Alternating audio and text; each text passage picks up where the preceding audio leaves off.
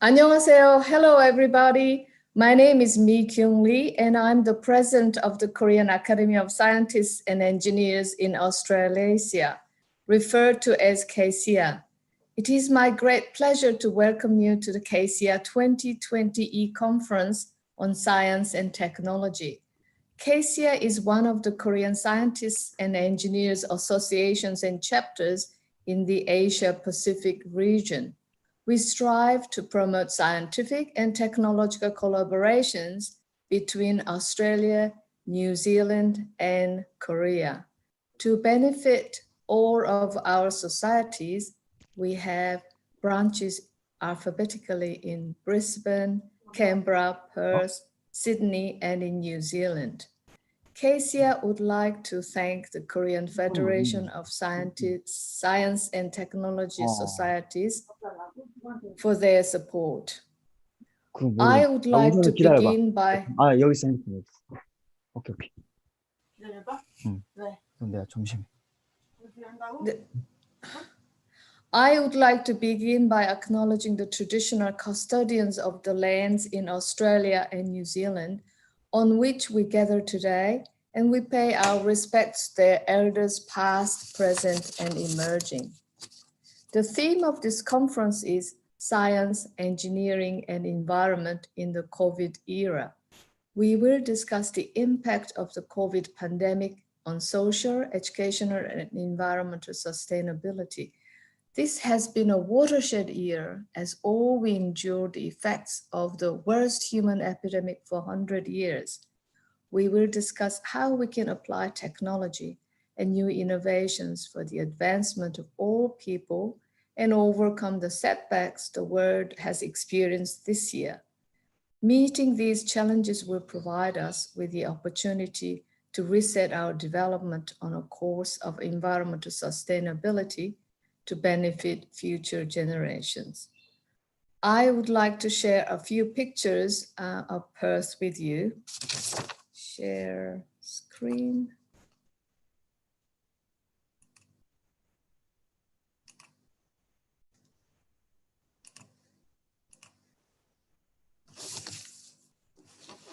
I live in Perth, Western Australia, a city surrounded by Swan River and beautiful Kings Park. There are war memorials in Kings Park. However, there is only a small plaque mentioning the Korean War. Last week, there was a special fundraising dinner to build a Korean War memorial and a peace pavilion in Kings Park. It seems like the picture's not available. I'll try to.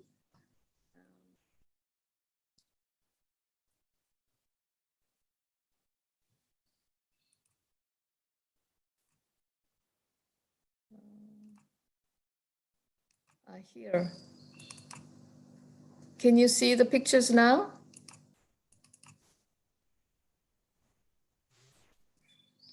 Get back to share screen. Yes, we can. Sorry. Now I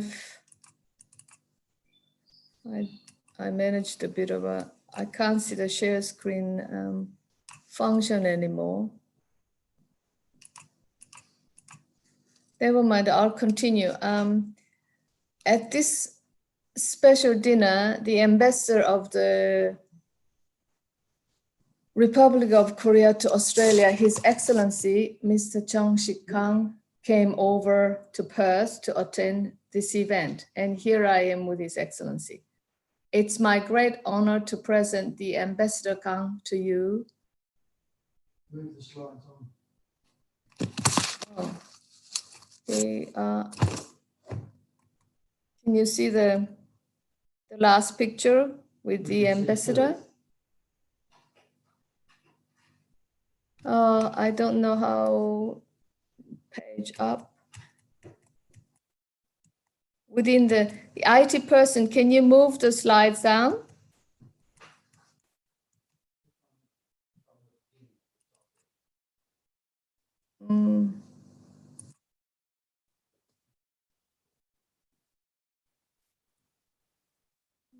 I don't know.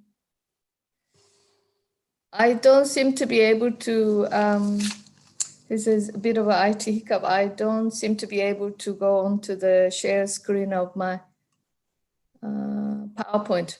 But nonetheless, I will now introduce Ambassador Kang to you to officially open this conference. We appreciate His Excellency taking time to provide his encouraging words to us. Thank you, Ambassador.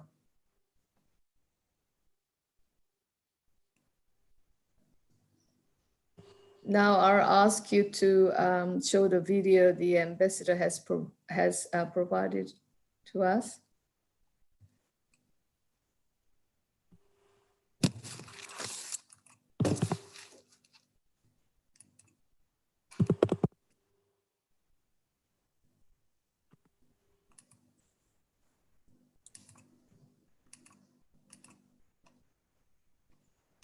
권 선생님, 대사님 비디오 부탁합니다.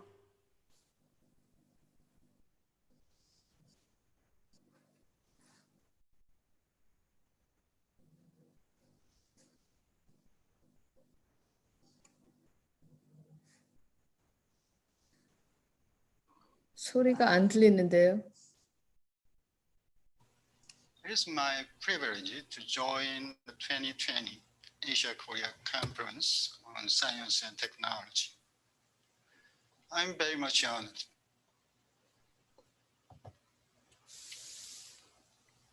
안녕하세요. Hello, everyone. My greetings to you all. My name is Jung-sik Kang, Korean Ambassador to Australia. It is my privilege to join the 2020 Asia-Korea Conference on Science and Technology. I'm very much honored to address distinguished scientists, academics, researchers, and experts from Korea, Australia, and New Zealand. At the outset, I'd like to extend my sincere gratitude to the host of today's conference, the Korean Academy of Scientists and Engineers in Australia, KASEA, for its dedicated efforts in putting together this gathering amidst COVID-19 pandemic. Now that COVID-19 is wreaking havoc on the economic and social fabric of the humanity, we are all looking to science and technology for its guidance and solutions. I believe this conference will be shedding light on the way to cope with this unprecedented crisis and prepare ourselves for the post-COVID-19 era. Ladies and gentlemen, Korea and Australia are close friends and important strategic partners with shared values. Australia has dispatched more than 17,000 troops during the Korean War. Our two economies are complementary in nature and characters. Our bilateral trade is flourishing. Currently, Korea is the fourth largest trading partner for Australia. As like-minded countries with shared values such as democracy, rule of law, and human rights, we are working together very closely on various issues on the world stage. Next year marks the 60th anniversary of our diplomatic relations. Our two governments are intent on taking full advantage of the occasion to take the relationship to another level. The cooperation in the science and technology is an area that has a great potential for further collaboration and cooperation. Australia has proven itself to be a global science powerhouse, while having produced 11 Nobel Prize winners. Australia is also renowned for having developed the Wi-Fi technology that has significantly changed the lives of the people around the world. Korea is also a technologically advanced country. We have world-class technology and manufacturing capabilities in ICT, shipbuilding, steelmaking, petrochemical, automobile, and many other industries. Notably, the ratio of the Korean R&D expenditures to GDP is one of the highest in the world. Building on these common strengths and differentiated competitive advantages, the two countries signed on a bilateral agreement on scientific and technological cooperation in 1999. Under the agreement, we have developed and implemented a variety of exchange and cooperation programs and activities. We have a joint committee meeting, Korean-Australia New Zealand Summit, and ministries on scientific and technical cooperations on a regular basis. Recently, our cooperation has expanded to the space sector. A Korean private company, Paris Aerospace, has signed an agreement with Southern Launch, a company based in South Australia, to launch small payload rockets in 2021. Once successfully executed, the launch would open a new chapter in our space cooperation. Ladies and gentlemen, the COVID-19 pandemic has hit the global economy hard, disrupting global supply chains abruptly. But there is a silver lining.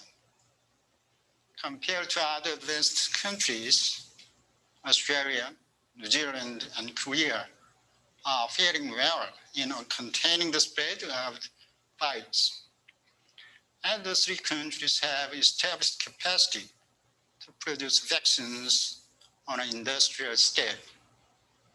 Furthermore, internationally, we are committed to protecting global health by securing safe, affordable, and effective COVID-19 vaccines to all countries, regardless of their income and economic development levels. Our common interest and commitment in eradicating the COVID-19 and revitalizing our economies provide us with added incentives and renewed motivation to collaborate on our research works and share our knowledge on science, technology, and public health options. Although Korea, Australia, New Zealand cooperation in science and technology have come a long way, I think there is still room for improvement. Our three governments have much in common in our policy perspectives and orientations in science, research and development, and technology. For instance, we are strongly committed to technology-led economic recovery. We are committed to hydrogen economy. We also have keen interest in smart city projects backed up by digital technology. I hope this conference will guide us toward further explore our cooperation in science and technology, which is desperately needed in these uncertain and unusual times. In closing, I wish the conference a great success, and I wish you all the best in your endeavors. Thank you. Thank you so much.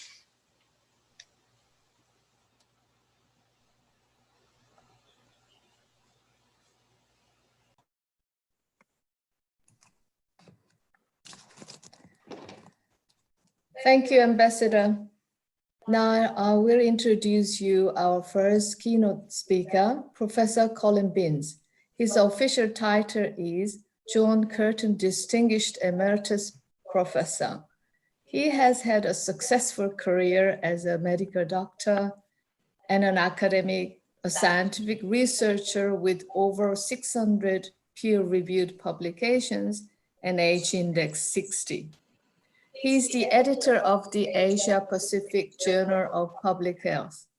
He has received numerous awards and honors, and notable ones include Australian of the Year, Senior Australian of the Year, WA, Research Australia Lifetime Achievement Award, and honorary PhD from Inje University in Korea. He has worked in PNG, Papua New Guinea, as a young doctor for 8 years, and there he realized the importance of good nutrition and public health. He has supervised over 60 PhD students from many different countries, from Asia to Africa, and they are now making significant contributions to public health worldwide. He has summarized research on COVID and including vaccines as the ambassador just as mentioned for this conference. Let us welcome Professor Colin Binns. Good morning, everybody. Thank you very much for that introduction. I will now try and beat the technology and share my screen with you.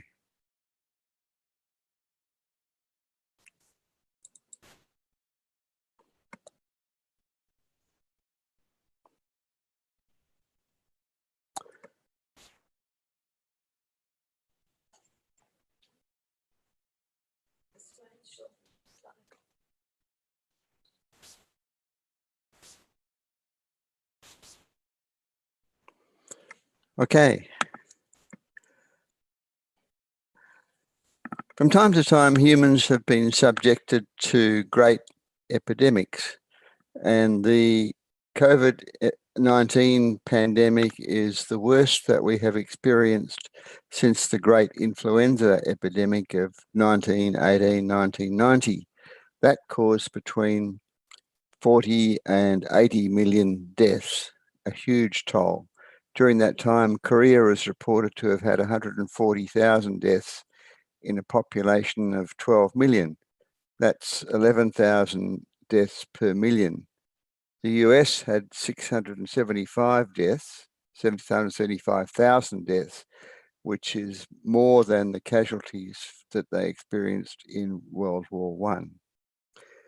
Other great epidemics that go down in history was the plague, the Black Death in Europe in the middle of the 14th century, when somewhere in the order of 100 million people died, perhaps 20 to 50% of the world's population at the time. That only ended with the death of a huge number of people that could actually catch the disease and the development of quarantine, which was developed in Venice. The Venetians made any ships coming from overseas anchor offshore for 40 days so that they could not spread the disease to their city. Since the advent of the World Health Organization in 1947, they have declared 6 public health emergencies of international concern. And COVID was the most recent one and the most serious one, which was declared on January the 30th. Here we have a picture from the Middle Ages of the Black Death, bubonic plague. And here are a couple of pictures that remind us of the 1918 influenza epidemic. On the left, we see a picture, a self-portrait painted by Edward Munch. It's now in the Oslo Museum of Art. He actually survived that episode of influenza. Here he is suffering. You can see he's all rugged up in his dressing gown. In the right-hand corner, you've got one of the most famous pictures in the world, the picture of the kiss painted by Klimt. It's now available for you to see in the Belvedere Museum in Vienna. Clint wasn't so lucky. He actually died of influenza at the time. Here's an article that was published in the Journal of the American Medical Association by Dr. Schofield, who was working at what is now Severance Hospital in Seoul. He described the pandemic there, and he did something which we would never allow anybody to do today. He took some serum from infected cases and injected it into some Korean medical students to see if they got sick. Well, naturally, they did get sick. Unfortunately, they survived. So why is COVID-19 the most challenging epidemic for 100 years?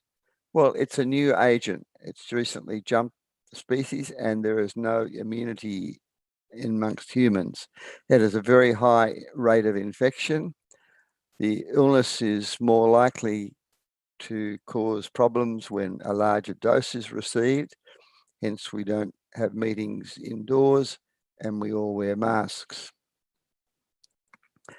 It's shown a huge rate, a rapid rate of growth in the epidemic in every country where it's been introduced.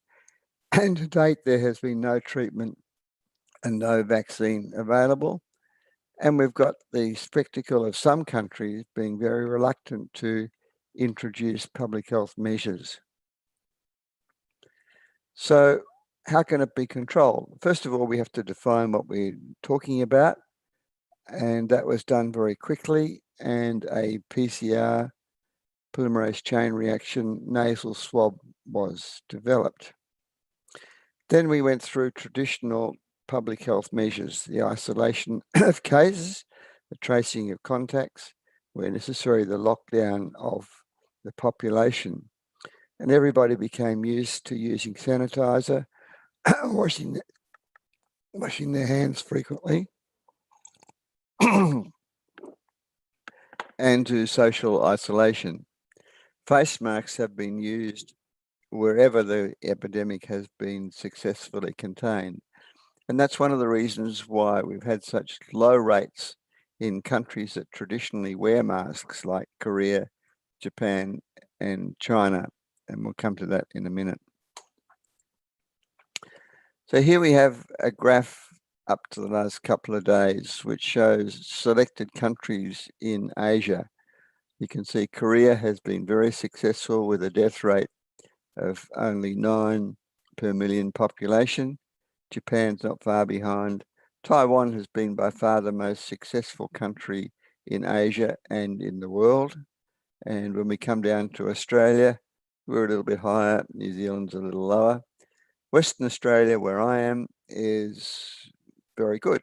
We're second on this list after Taiwan. And you can compare that with the disaster that has occurred in the United States, where at the moment they've recorded 12.5 million cases with 260,000 deaths. So you can see that the epidemic is not going away.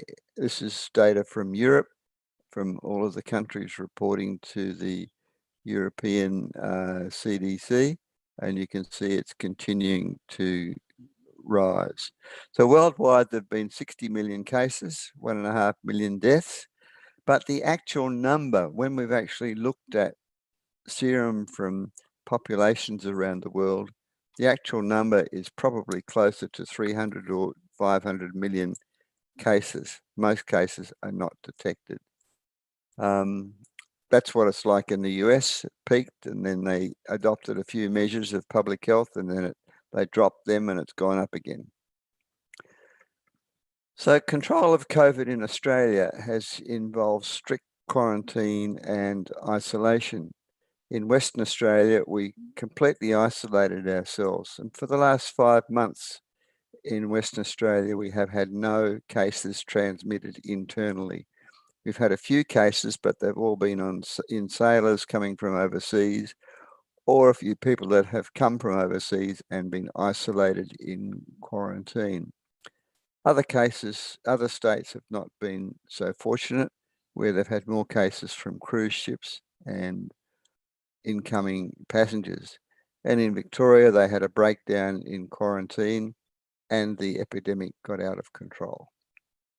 So in Australia, that's the pattern. We had the initial epidemic, and then we put it under control, and then we had the outbreak in Victoria.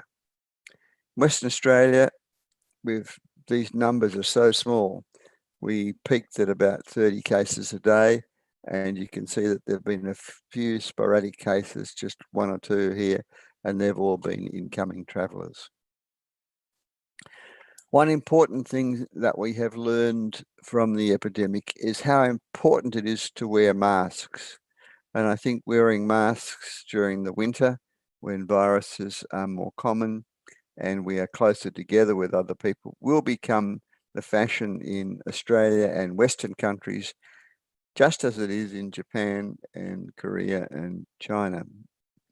The Institute of Health Metrics, which is an organization based at the University of Washington in Seattle and receives funding from the Gates Foundation, has done calculations to show that in the US, if they introduced universal mask wearing, they would save 500,000 lives between now and February the 28th. It'll be interesting to see if incoming President Biden is able to enforce that. One of the interesting statements that was released at this time was the Chief Medical Officer of the Government of Canada, and she issued a statement which you can read online about what you should do with sex during the epidemic. And basically her message is wear a mask during sex. Vaccines. There are quite a number of vaccines under development, something like 150 registered with the World Health Organization. Only a few are under stage 3 clinical trials at the present time. At present, it seems that the vaccines may prevent serious illness in death, but they do not seem to prevent viral transmission. In other words, you'll be able to get the infection and carry the virus in your nose or your throat, but it won't make you sick. And the vaccine will then prevent you from dying of pneumonia. One of the big problems is that most of the vaccines under development will require 2 injections, and they will have to be within a couple of weeks of the first injection. So that's going to be difficult because getting people to come back for a second injection is always hard. This is a diagram that I've modified from Van Riel's paper in Nature, and it shows the 2 streams of vaccine development. On the left, we've got the classical ways which we develop vaccines. We inject whole proteins into people and they develop antibodies, or we inject part of the protein, or we inject a virus which is a very low pathogenicity, like for example the measles vaccine, which is a strain of measles but which is so weak it doesn't cause illness, but it does cause the development of antibodies. So they're the traditional vaccines that we've used. And the Novavax vaccine and the University of Queensland CSL vaccine fall into established patterns. They are injecting proteins from the virus and developing antibodies that way. One of the problems with these kinds of vaccines is that they generally don't develop immunity that lasts for a long time. For example, we have to have influenza vaccine every year because immunity doesn't last and because the influenza virus actually mutates into a slightly different strain. Then on the right side, we've got the new generation. We've got the AstraZeneca Oxford, the Pfizer and the Moderna, which actually use messenger RNA to carry bits of the genome for the protein, the spike protein, these proteins on the outside of the virus, into the cell to produce, they don't produce antibodies, they produce this protein, which then stimulates the lymphocytes in the body to produce antibodies. That's an unproven technology. So far, the trials seem to indicate that it's working well. Only time will tell whether that's got any side effects that we don't know about. And unfortunately, we haven't the time to wait for 10 years. We need the vaccine now. So here's a list of all of the vaccines that I've just discussed. And there are two that I didn't mention. One is the Sputnik vaccine, which is in use in Russia. And in the last couple of weeks, a new vaccine has been given to hospital staff in China, and they are both traditional type vaccines. So far, the trials that have been reported have been very encouraging, but we have to be cautious because most of the trials have been reported using press releases, and their objective, of course, is to boost the price of the company shares and not necessarily to be as scientifically accurate as they could be. So we need better data, and we need it to be refereed and published in good journals.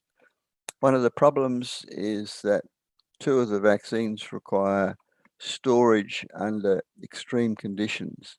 For example, at minus 70 degrees or minus 20 degrees.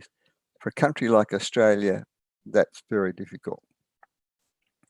We don't know about side effects. We don't know about how long the immunity will last, and we don't know for sure whether it will stop the transmission of the virus. The indications are that we will still be wearing masks and social distancing because otherwise we'll be passing the virus to other people who have not been vaccinated.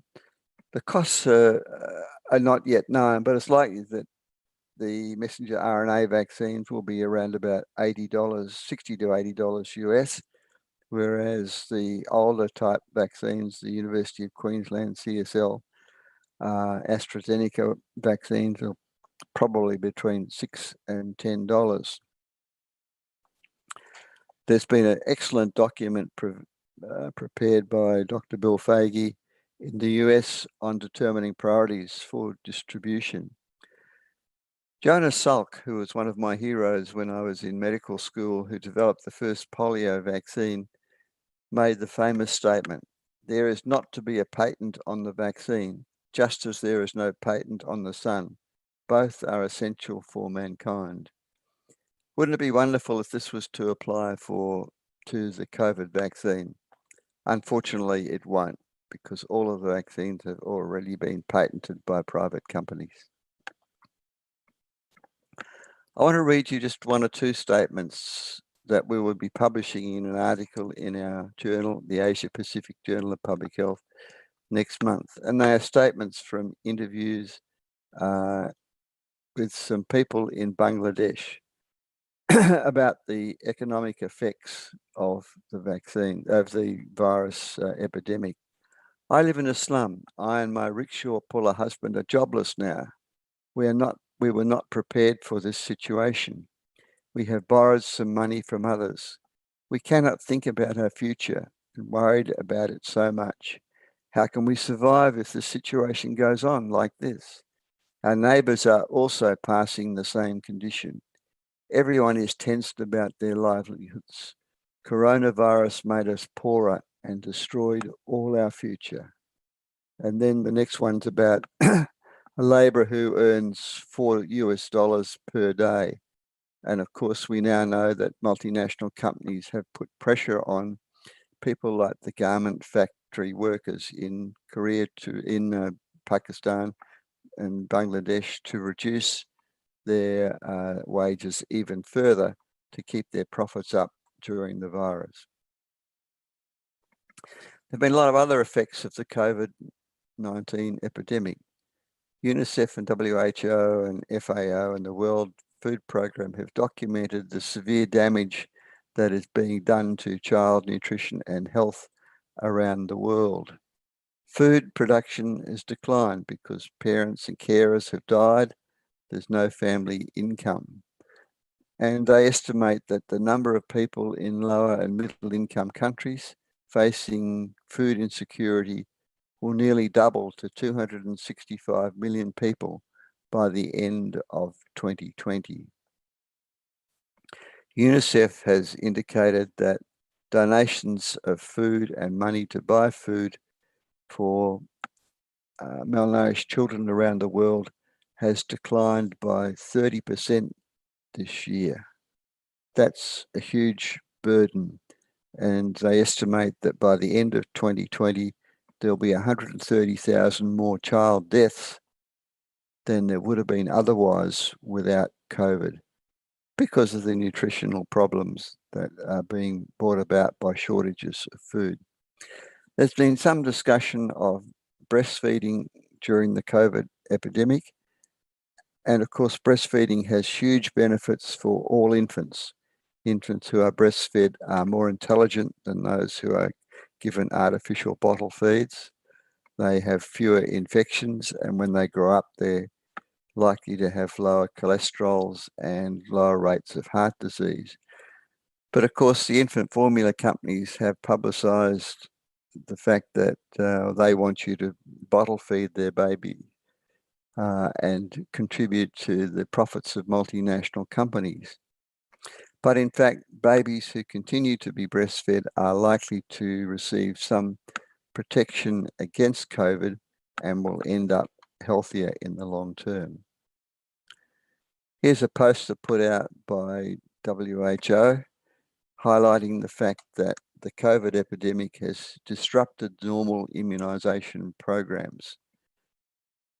They now estimate that by the time a child reaches the age of 5, the probability that he or she will have had all of the recommended vaccines at the moment is now less than 20%. And that's because of the complete disruption of vaccinations in countries in continents such as Africa and most of Asia. Malaria, we're predicting that there will be a major epidemic of malaria because the COVID epidemic has disrupted the supply of long-acting insecticide impregnated nets, which is the standard way of preventing malaria at the present time. We encourage people in countries at risk to sleep underneath a mosquito net at night. And the distribution has dropped by at least 50%, and in some West African countries has dropped by 75% so far this year. And WHO is now estimating that will be an extra 800,000 deaths from the malaria. Chronic diseases such as diabetes, hypertension, cardiovascular disease. In the clinic where I worked at the beginning of the year, we had 50% fewer people coming to renew their medications, to have their blood pressure checked, to manage their diabetes properly. So we expect that there will be a boost in complications and in deaths in chronic diseases around the world, just as a result of the effects of the side effects of the epidemic. Now, I love opera, and I love music, and the opera, of course, is the way in which humanity has expressed its feelings and the main events. So it's not surprising that there are now 2 operas that are already available on the internet for you to watch that are related to the COVID epidemic. So in conclusion, COVID-19 is the most severe epidemic that we have had in the past 101 years. Korea and Australia, and I should have put Taiwan, are examples of how public health measures work. Both of our countries have excelled at testing, tracing, isolation, quarantining of people with the disease or those who have been in contact with diseases. Both countries have emphasised the importance of wearing masks and of social distancing, and have implemented shutdowns when necessary. Vaccine are on the way and should be available for distribution in the first half of next year. And they will stop individual illnesses, but may not stop the virus transmission within the community. So we may have to wear masks all through 2021. One big issue is going to be the promotion of fair distribution of vaccines for all. You probably heard President Trump speaking last weekend when he said that vaccines were going to be given to Americans first and the rest of the world can forget it, basically. Korea has a wonderful record of the production of vaccines. You have one of the best and the biggest vaccine production systems in the world, and you have made a major contribution to producing, for example, the hepatitis vaccine for countries which can't afford it, such as in Africa and in the poorer parts of Asia. So we hope that the international community will provide for the distribution of vaccines to the poorer countries of the world. COVID-19's had severe effects on nutrition, on vaccination of diseases other than COVID, and on chronic disease. We will need increased collaboration, increased funding of WHO, UNICEF, and FAO to overcome the effects of this terrible epidemic. And my final words is I hope that you will stay safe. And the one message that we get out of this epidemic is please wear masks. Thank you very much. Oh, next slide. Hang on. Wait, there we are. If you would like a copy of the paper, just send me an email to that address and I will send you the text of what I've said this morning.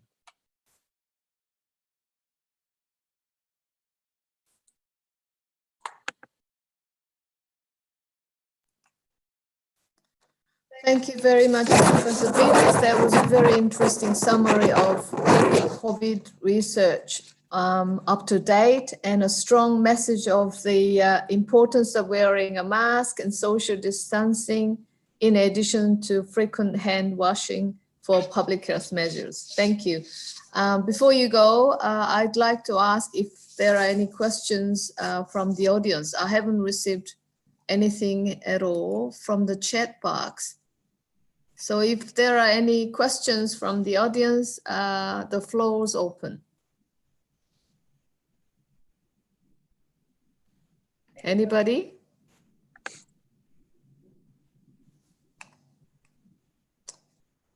Okay, then we thank you, Professor Colin Binns, and we'll move on to the next speaker. Thank you.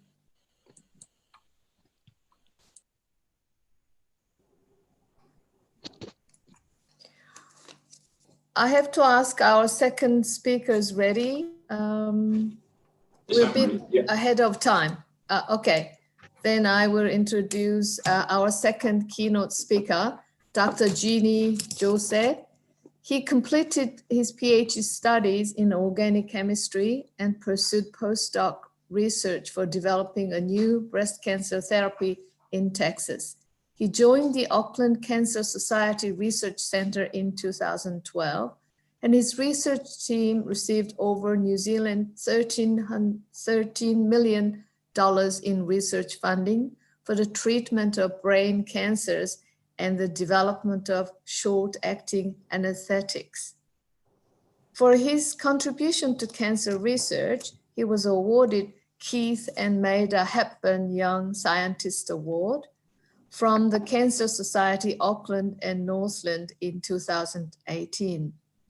He is currently involved in a project looking into repurposing of approved drugs for the treatment of SARS-CoV-2 in New Zealand. This is the topic he's presenting today. Let us welcome Dr. Jose. Thank you. I'll share my screen.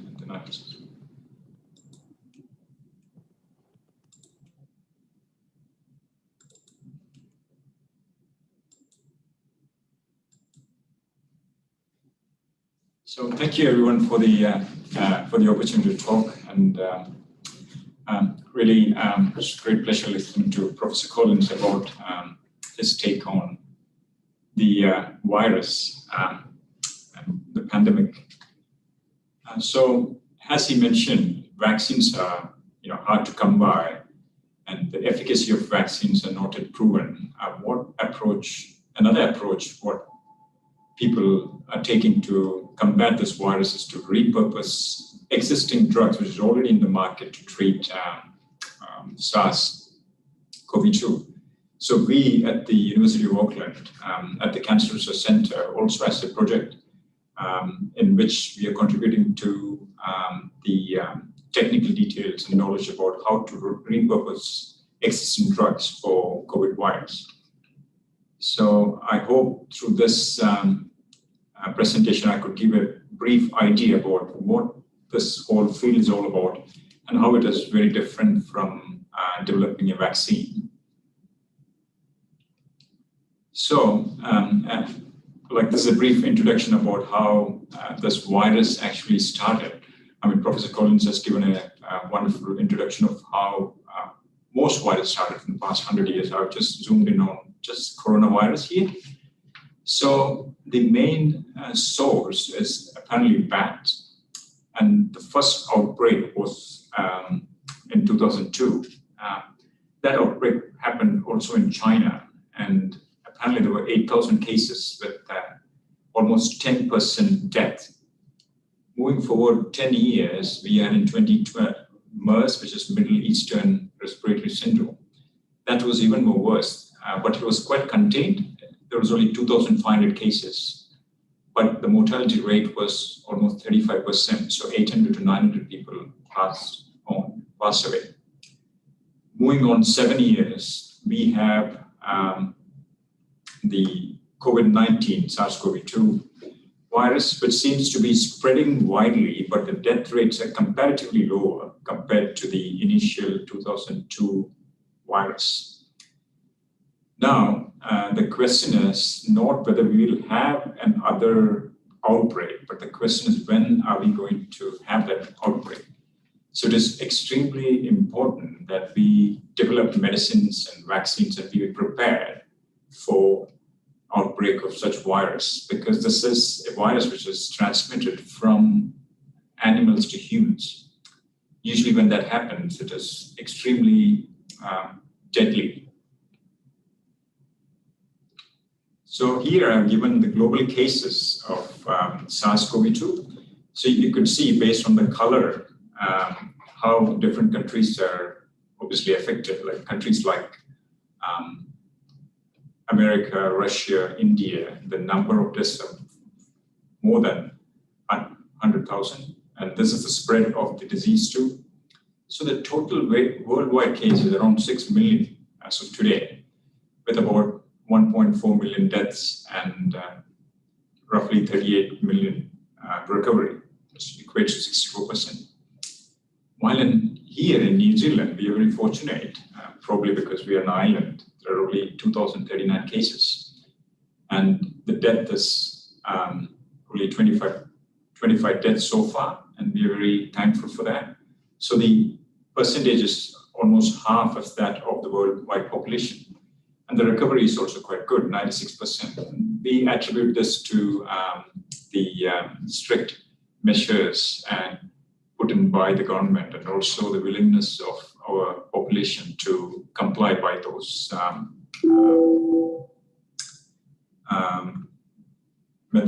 measures. But what we need to remember is these deaths are not caused solely by COVID, but due to other comorbidities like lung disease or heart disease, or any preconditions put you at a greater risk of either contracting the disease or dying.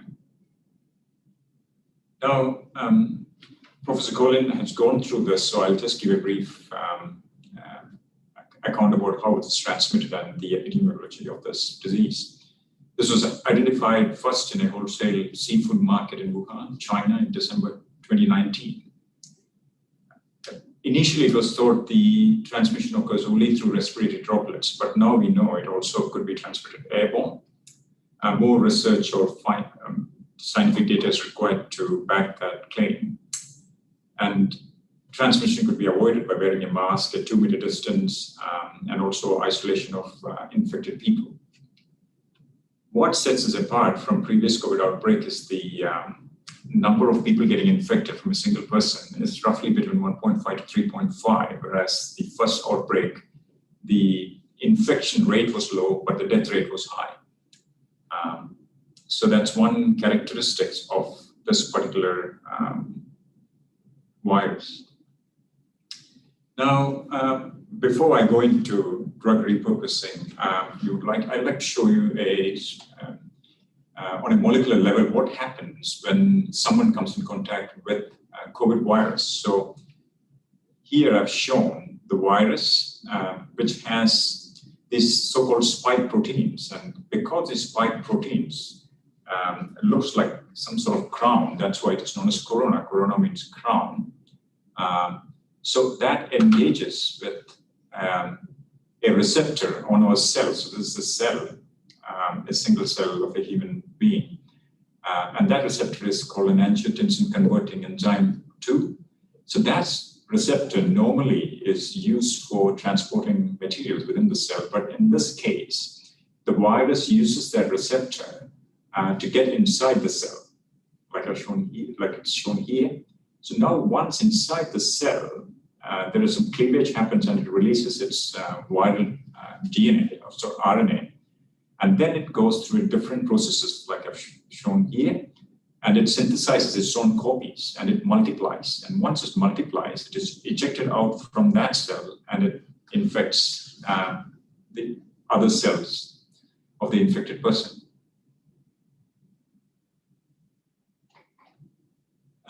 So the traditional vaccine development process has to take into account how this virus is approaching or encroaching us. Now, if you could see, without that corona-shaped spike proteins, this virus couldn't get in. And therefore, any development which is happening in the vaccine world has to deal with how to produce immunity against this particular spike protein. So therefore, most vaccine developed or being developed is based on technologies which will try to replicate these spike proteins. But before I go into how we make a corona vaccine process, I'll briefly take you through the process for making any vaccine, a flu vaccine. What you should understand is the fact that it takes 15 or so years to get one single vaccine into the market. This is because this is a highly expensive process. A few $1 billion to bring one vaccine into the market. So what initially happens is, let's say we have a protein isolated from the virus. So there is preliminary data collected on animals to see whether we could develop immunity or immunogenicity in the animal, in small animals like mouse, rats, etc. That would take a couple of years. And once we are sure that you could develop some form of immunogenicity within small animals, we'll move on to doing a preclinical study. Although I've shown rat or mouse here, it could be done in bigger animals too. Now that itself takes 2 to 4 years. And this is an extremely important study wherein you develop a toxicology profile of that particular vaccine you're developing. And failures are quite common at that stage. And once we are very certain about that it doesn't have many side effects, we move on and file what we call as an investigative new drug application, which means this drug has never been in the market. We found something interesting about through research, and we want to move this into patients. So we recruit less than 100 patients in the phase 1 trials here and give them this particular vaccine and see how much dose they can tolerate without having an adverse effect. Here, efficacy is not an issue. Here, what we're trying to find is whether this vaccine is actually tolerated by those volunteers. Now then, the number of people increases, let's say 200 or 200 people here in phase 2. And when it comes to phase 2, what happens is we also try to test the efficacy of that particular vaccine. So increase the dose and see the efficacy as well as the toxicity. And again, if the efficacy is less or equal to an existing vaccine, which is already in the market, for example, a flu vaccine, then we don't proceed further because there is no use of producing a vaccine which is not more efficacious than one which is already in the market. Let's say if it is better than any vaccine which is existing in the market, then we move into phase 3 trials. Now, phase 3 trials recruit thousands of volunteers, and it's an extremely expensive expenditure. So most money spent in vaccine development or drug development is in this phase because this involves people, and people are really valuable. And if all 3 phases show positive trial, then we go ahead and submit what we call as a biological license application, because this is a biological entity, because we derived it from a biological source.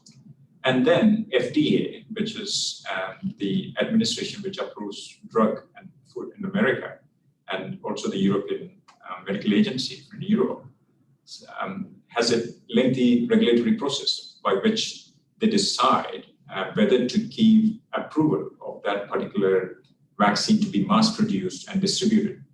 Now, and once you get that approval, which again takes 1 or 2 years, and it is a very stringent process. They don't approve, FDA or EMA doesn't approve many vaccines or drugs in a single year. The number of drugs they approve is 15 to 20 drugs. The number of vaccines are even less. And then you go for large-scale production and distribution. Now, the approvals doesn't stop here. After it is distributed within the population and to various countries and various subpopulation, there is again a trial called a phase 4 trial to elicit if there is any other side effects occurring through that vaccine. So if there is a major side effect which is noted in a particular set of population, the vaccine can still be pulled. Likewise, the medicine can still be pulled from the market. So drug discovery and vaccine development is a huge, risky, and expensive process. And it's a very lengthy process. So investors may not have that kind of patience to support the research and support the development. That's why drug discovery and vaccine development is so difficult. But for humanity's sake, we need to continue developing these new vaccines and new medicines. Now here, fast forward for SARS-CoV-2, because this is a pandemic, we don't have 15 years. In 15 years, there will be millions of deaths. So what the current vaccine development program is trying to achieve is trying to get a vaccine into the market within 18 months or so, which is extremely difficult, and it is a near impossible job, but that doesn't mean we cannot accomplish it. It could definitely be done. So to get a head start, we already have data from SARS-CoV and MERS-CoV from 2002 and 2012. So we use that data to do exploratory preclinical studies. Now, this won't take years because we have quite a bit of information from the past viruses or outbreaks, and therefore it should take only months. And from there, we move on to, again, toxicology studies. Again, it only took months. And within 6 months or so, an IND, again, an investigating new drug application is submitted. And instead of doing trials in different stages, all the phase trials, phase 1, phase 2, and phase 3 is combined. So phase 1 and phase 2 overlap. And as soon as you get some data from phase 2, what you do is we start manufacturing a bulk amount or a couple of million doses of the vaccine to be distributed, and in concurrently running phase 3. So this is a huge risk you're taking here. You lose all your money, all your effort if you know in phase 3, which is where the efficacy is actually proven. is not working, or in 1,000, 2,000 people. And then you again submit what we call as a biological license application. Reviewable here, instead of 1 to 2 years, is 1 to 2 months. FDA and EMA would like more time, but we don't have time. Time is of the essence. And based on their recommendation, then the production increases and it is distributed. But you could see here, what I want to draw your attention is the fact that how safe it is to develop a vaccine in these environments, because we are hard pressed on time and money, and also the pandemic is not reducing, it is just exploding with 60 million cases. So there are roughly 180 vaccines being developed all around the world. And I will highlight here 3 vaccines which from companies which have released the data. Now the companies are Pfizer, Moderna, and Gamaleya from Moscow, which is a national research center. The technology used by Pfizer and Moderna is an RNA virus genetic code technology, wherein you use the RNA of a related virus to develop vaccines. Adenovirus is a technology where we use this type of virus to again make vaccines, which is relatively, it's 10 or 20 years old, but this is relatively new. But what we need to understand is none of this technology has ever produced a vaccine and has licensed those vaccines. So these are relatively risky technologies, or unproven technology. I wouldn't say risky, but it's unproven technology. Now the dosage is 2 doses 3 weeks apart for Pfizer and 2 doses 4 weeks apart for Moderna. And then for Gamaleya, it has 2 doses 3 weeks apart, like Pfizer. The effectiveness reported by them is 90%, 95%, and 92%. But what you should also remember is the number of volunteers or number of people on which they tried the vaccine.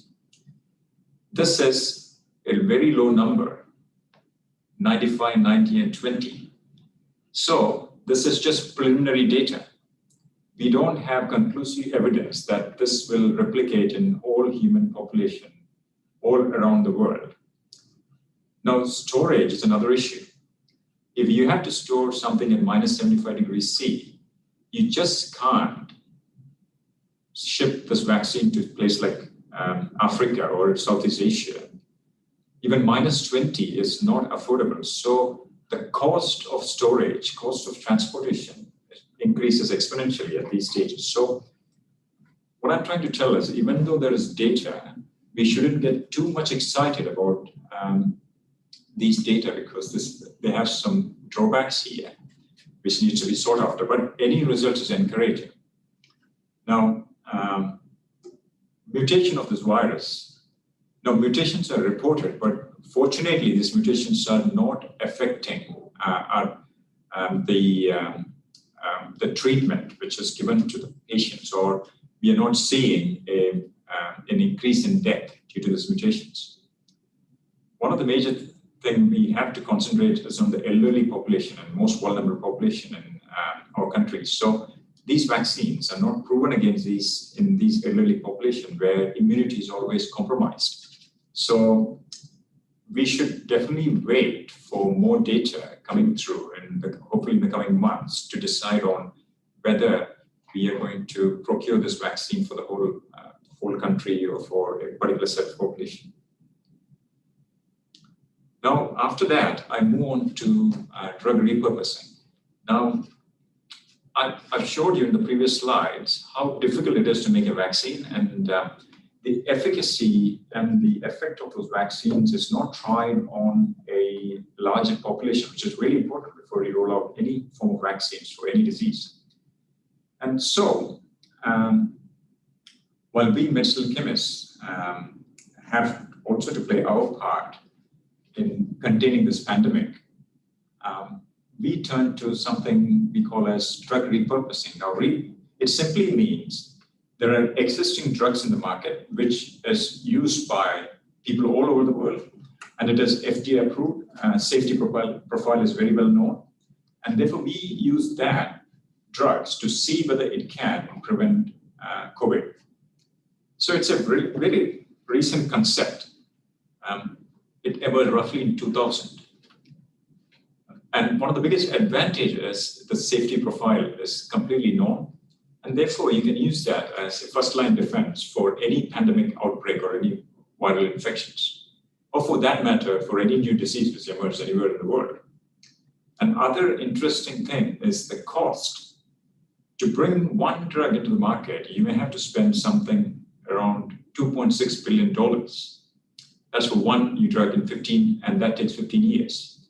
Whereas drug repurposing takes only $300 million, which is substantial cost saving, and it doesn't take 15 years.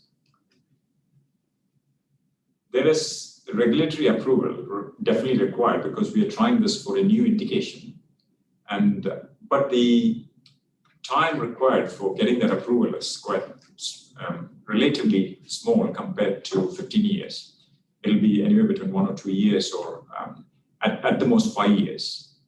And toxicology studies, which is very important, is already reported. So we don't have to redo those things. So it saves quite a bit of time and effort.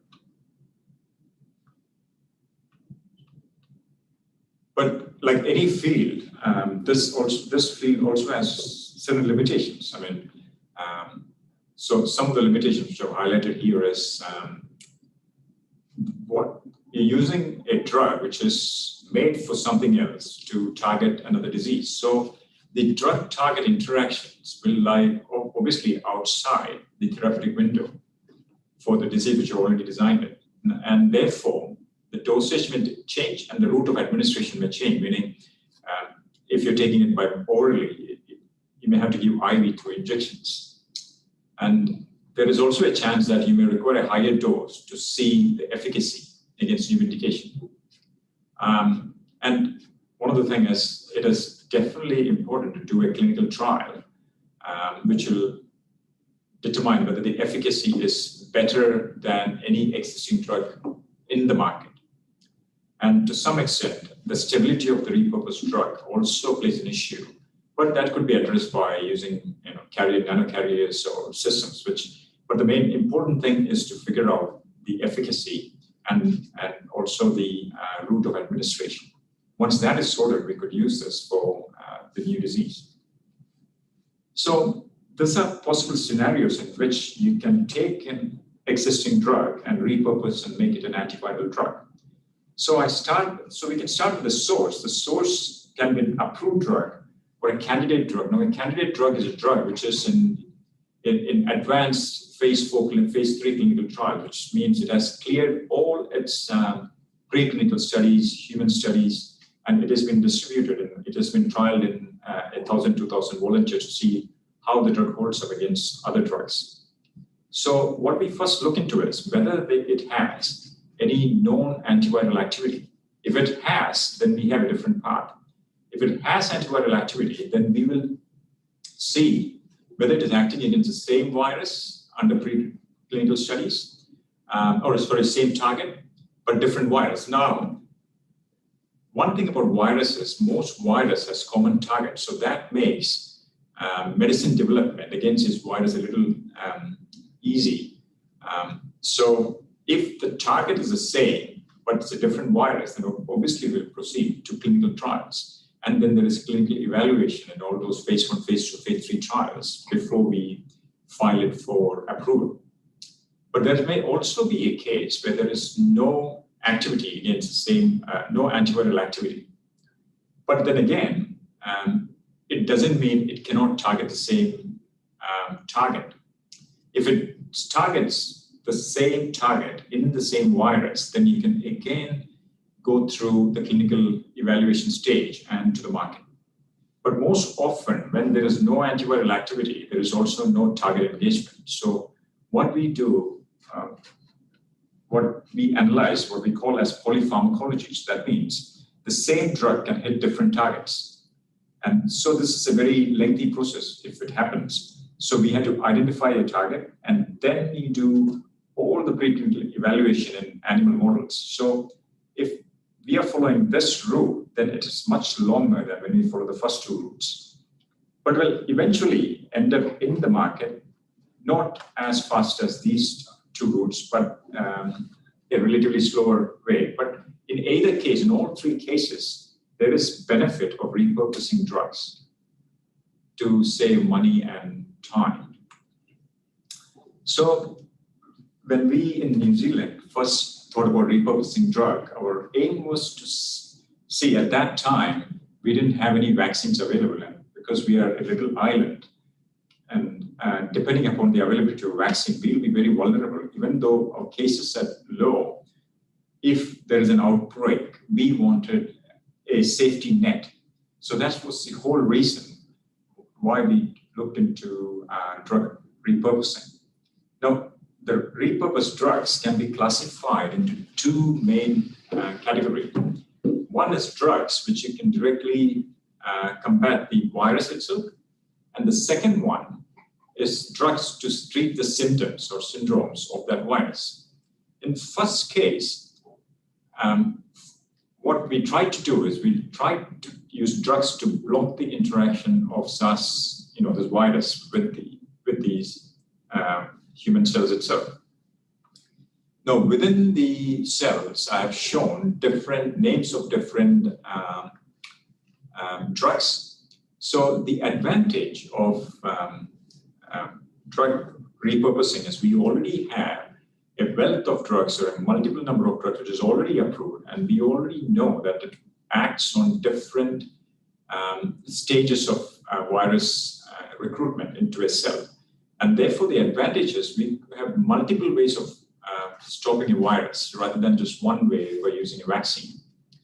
Now, in the first scenario, there is always a case. The viruses are tricky. We could produce resistance. They could produce resistance to the drugs. In the second case, though, we are treating the symptoms, and the chances of you developing resistance to the drug is much less compared to the first case. So here, in combating COVID-2, there are two methods. An early stage, let's say a person is just exposed to COVID, you have to boost their immunity. So we can give them drugs to boost their immunity. But if it's late stage, then boosting the immunity will actually harm the person. What we try to do is dampen the immunity to reduce the inflammatory processes and control the viral infection to a stage, and then again boost the immunity so that the virus can be killed or eliminated. That is a real key issue when you deal with COVID, because most death happen to what we call as a cytokine storm. Cytokine storm is a very pro-inflammatory process which happens to the body, and the body is not able to cope with it, and eventually people pass away. So in the following slides, I'll show you certain drugs and structures of drugs which we have, or for which there are clinical trials going on, and which has shown some activity in combating this virus. So now, by target, what I mean is different places and different parts of the virus where we could target. And the most important target is that spike protein where we're targeting. And there are already drugs which is shown to dampen the activity of that spike protein with the human cells, like camostat and nafamostat. Now, remdesivir was in the news because that was the first COVID drug to be licensed, but then it was disappointing to see that in a large-scale solidarity trial, it didn't show any efficacy or better efficacy. And it inhibits the RNA polymerization of the virus. And so one by one, I'll take you through the method and process we followed to analyze a drug and see how effective it is in treating this virus. So the first one is a drug called camostat. It is approved. The status is, so what we look into is, what is the status of a drug? Is it approved? Yes, it is approved. Means we don't have to do an extensive study about safety or toxicology. Now this drug is approved for pancreatitis, again, inflammation of pancreas. So what it does is it blocks the interaction of the COVID virus, the spike proteins, with the human cells. Then we look into how many clinical trials are people running with this drug. So there are 15 clinical trials, which is very encouraging. And we also look into what sort of clinical trials are running.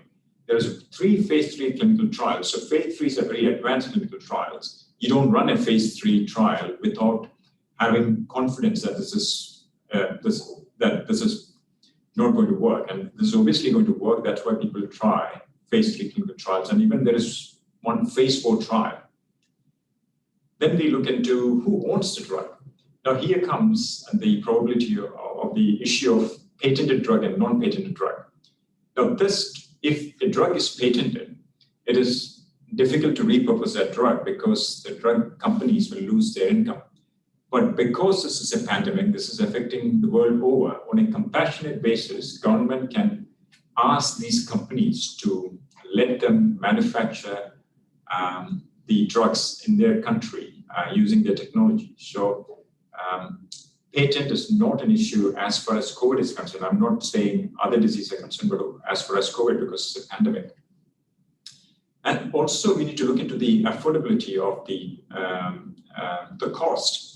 Now, fortunately, Kamostat is very affordable, meaning the cost of synthesizing it and scaling it up into bulk amount to cover 1 million or 4 or 5 million population as we have in New Zealand is very, very achievable.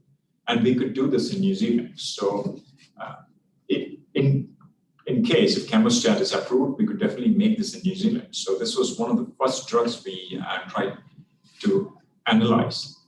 And now there is another drug which is quite related to Kamostat, which is called nafamostat. It is 15 times more potent, but this potency is only in cells, not even in animals. So this will take a long time to prove its potency in humans. So, but at least we have a backup here. Now, remdesivir, like I told before, this is approved for COVID in October, the first drug to be approved. But as of now, the trials are showing there are, out of all the 67 trials, there are certain trials where phase 3 data is released on 1,000 patients, and there is hardly any benefit. And therefore, we don't intend to make this or scale it up in New Zealand. One, it is very expensive. Second, the number of steps to make this drug exceeds the time limit in which we can bring this to scale up or make it in 1,000, 2,000 kilogram scale to cover 4 or 5 million population. So that's not viable. So we are definitely not going to spend time making remdesivir. And other molecule of interest is nitoxanide. It is proven to inhibit viral replication, which means that it prevents cell-to-cell spread of the virus. This actually is approved for protozoal infections. And in trials, about 24 clinical trials for COVID, certain trial results are released. It shows that in 800 patients, compared with placebo. Now, placebo is something which is not the drug. It may be a sugar-coated tablet which doesn't have any effect. So compared with tablets given to the placebo tablet given to patients, and compared that to patients who are given this particular drug, this is showing some encouraging activity, but the full results are not released. So we mark it as maybe useful, but we have the capability definitely to make this because this doesn't take as many steps to scale up. And another drug is colchicine. Now, colchicine is a cancer drug and anti-cancer drug. It is also used for as an anti-inflammatory agent. And because COVID virus produces inflammation, that's one reason we were looking into this drug. But after going through clinical trials, obviously clinical trials in 110 patients shows it is very useful, and but it is quite expensive to make and quite expensive to scale up to. So we have decided, in spite of the very good activity which is showing, will not be pursuing this. And likewise, this drug, emtricitabine, it is an anti-HIV drug, again used for used in HIV patients, and since 2006, and it also inhibits viral replication here. Now, this drug has a very encouraging clinical trial results. Phase 3, 950 healthy professionals were treated with this drug and tenofovir, which is another anti-HIV agent. And although they have not released the results, complete results, there is indication that it is very useful and it is able to control the spread of the disease. And fortunately, we have data from 78,000 patients, HIV patients. These are not normal COVID patients, but HIV-infected COVID patients, because HIV patients have immunity low, and therefore the chance of them having COVID is much higher. They have shown response to this virus, COVID virus, because of this, when they're on this drug combination. But again, it is moderately expensive and moderately difficult. But what it says is, if need be, we could definitely make this in New Zealand. And one of the last drugs which I would like to discuss in this session is niclosamide. Now, niclosamide is used for tapeworm infestation. So all these drugs are approved, and there are clinical trials going on, at least 10 clinical trials, but there is no results yet.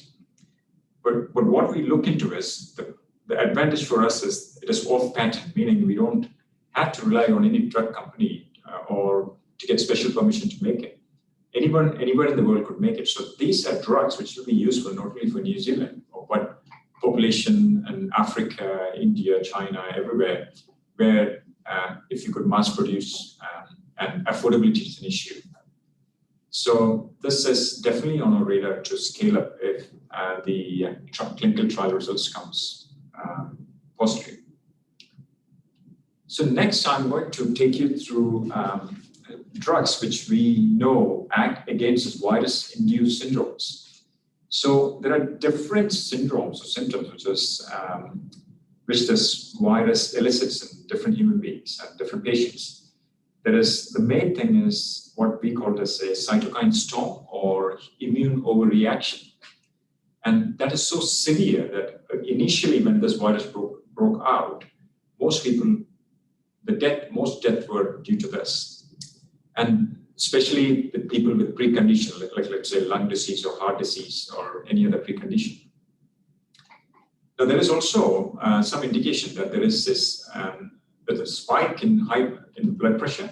So this leads to cerebral hemorrhage, especially with people with heart issues and things like that. And one of the most dangerous symptoms of this disease is acute respiratory distress syndrome, which is we call as ARDS. It affects your lungs, and any patient with any pre-existing lung condition, this COVID virus elicits this syndrome and makes it extremely difficult for them to survive. And then there is normal inflammation, which is histamine receptor based. This is like common allergies, and also coagulation or blood clots, which again affects your heart. So all these things contribute to COVID death. And what we try to find is a drug which could actually inhibit all these major syndromes. And therefore, I've labeled this side effects on one column, like I mentioned in the previous slide, and tabulated the drugs which we know will be able to treat these symptoms. Now, targeting a symptom is better than targeting the virus, because most viruses are very prone to develop resistance to treatment, even drug treatment. Therefore, targeting the symptoms gives us a better opportunity. And if you see at the cytokine storm inhibition, there are quite a few drugs in the market which could already do it. This dexamethasone is one such drug which has very positive, it's a corticosteroid which has very positive data in initial studies with COVID patients. Likewise for high blood pressure and for lung scarring and inflammation, you all have allergy medications which is very freely available. All of this are, most of them are over-the-counter medication, and some would definitely require prescription if the symptom worsens. So the first one, I'll start with dexamethasone. Now, dexamethasone is used for treatment of arthritis and other related inflammations. If you look at it, it has 40 trials going on. So all around the world, there is significant interest in using this drug to treat COVID because it is off-patent and because it is readily available. On a phase 3 trial of roughly 300 patients, it showed significant benefits in ventilated patients. Now, these are patients who are very serious. They need oxygen supply and ventilation in hospital. So what it proved in these patients is this drug is definitely able to reduce the dependence of these patients on ventilation, and the time which they required to leave the hospital was also less compared to people who are not on this medication. So this is a very good sign that a drug is able to have such significant benefits in COVID patients, extremely sick COVID patients. Now, these are the patients who are elderly, who have some preconditions. So that's the patient population where we need to put our effort to cure. And as you can see, this is moderately difficult, but it is not impossible to make this in New Zealand or in Australia. So we'll definitely be pursuing this if more trial results are out. Now, the other one is,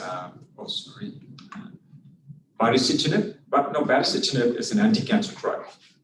It is also approved for rheumatoid arthritis, again, because it deals with inflammation. But what we classify this drug into a drug called targeted therapy. That means it can only target a particular part of your cell. The advantages, it will have less side effect, but the disadvantages, if that part develops resistance, then this drug becomes inactive. There are 15 trials happening all around the world, mainly in the US. And what it has shown us in 1,300 plus patients or so, it shortens recovery time when given with remdesivir. But with remdesivir not showing encouraging activity or efficacy, I'm not sure whether this drug alone can be tried for curing COVID. So at this moment, we'll be leaving this out. And obviously, it's making this an expensive because this drug is owned by, the patent does not expire. And this next drug is valsartan. Valsartan is a blood pressure drug.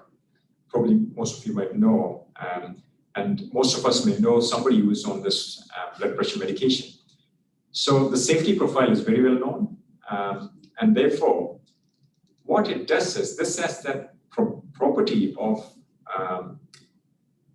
acting on this angiotensin II receptor. Now, this receptor is what the COVID virus uses to attach to the cell and get inside the cell. So if you could block that receptor with this drug, then we could probably prevent the disease from infecting. And that's why we call this as an antagonist. An antagonist is something which binds the receptor and doesn't allow the virus to bind to the receptor. So it is affordable, it is off patent, and it is easily accessible. So we'll be definitely looking into this based on the clinical trial data. Now, there are 5 trials, phase 1, 650 patients, 14-day treatment compared with placebo. Now, during the earlier stages of the virus, there was when the virus outbreak happened, there was some concern that this blood pressure medication can actually worsen your symptoms because they had done some animal studies. But in humans, it is exactly opposite. we don't see, in spite of worsening the symptoms, we see improvement of symptoms. Now, one of the last drugs to discuss here is famotidine. So famotidine is a drug which is an antacid to cure gastric troubles. Readily available over-the-counter medication, and it reduces inflammation. What we found is there are 8 clinical trials, and one of the encouraging things, at least in COVID patients, is a significant decrease in mortality in a phase 3 trial with 560 patients, initial data. So this is very encouraging for us, considering the fact that this is an over-the-counter medication, this is off-patent, this is affordable and easily accessible. And the step to make this drug is, there are 2 or 3 steps to scale up and make, 100 or 1,000 kilograms for the whole population. So any country which is looking into getting drugs or medicine to treat should definitely look into drugs such as this antacids, because raw materials are cheap and it is easily available.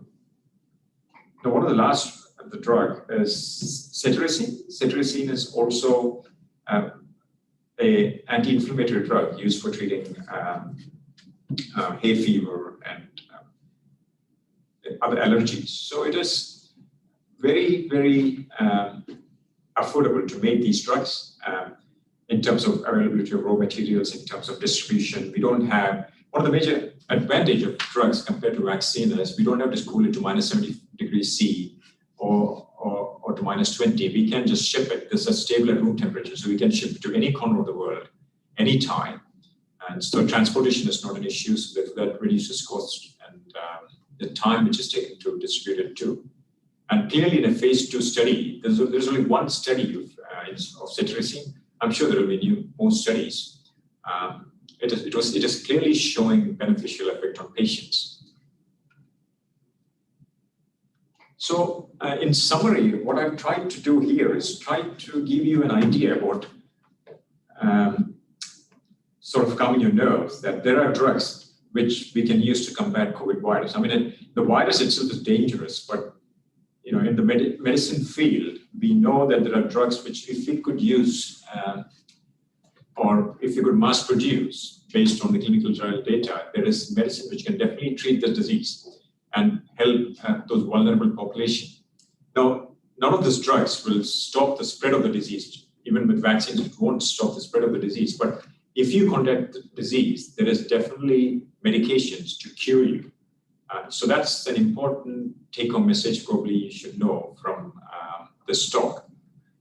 So this drug repurposing is going to be a huge field in the future with various outbreaks, not only virus, pandemic, or any endemic, or any other disease outbreak.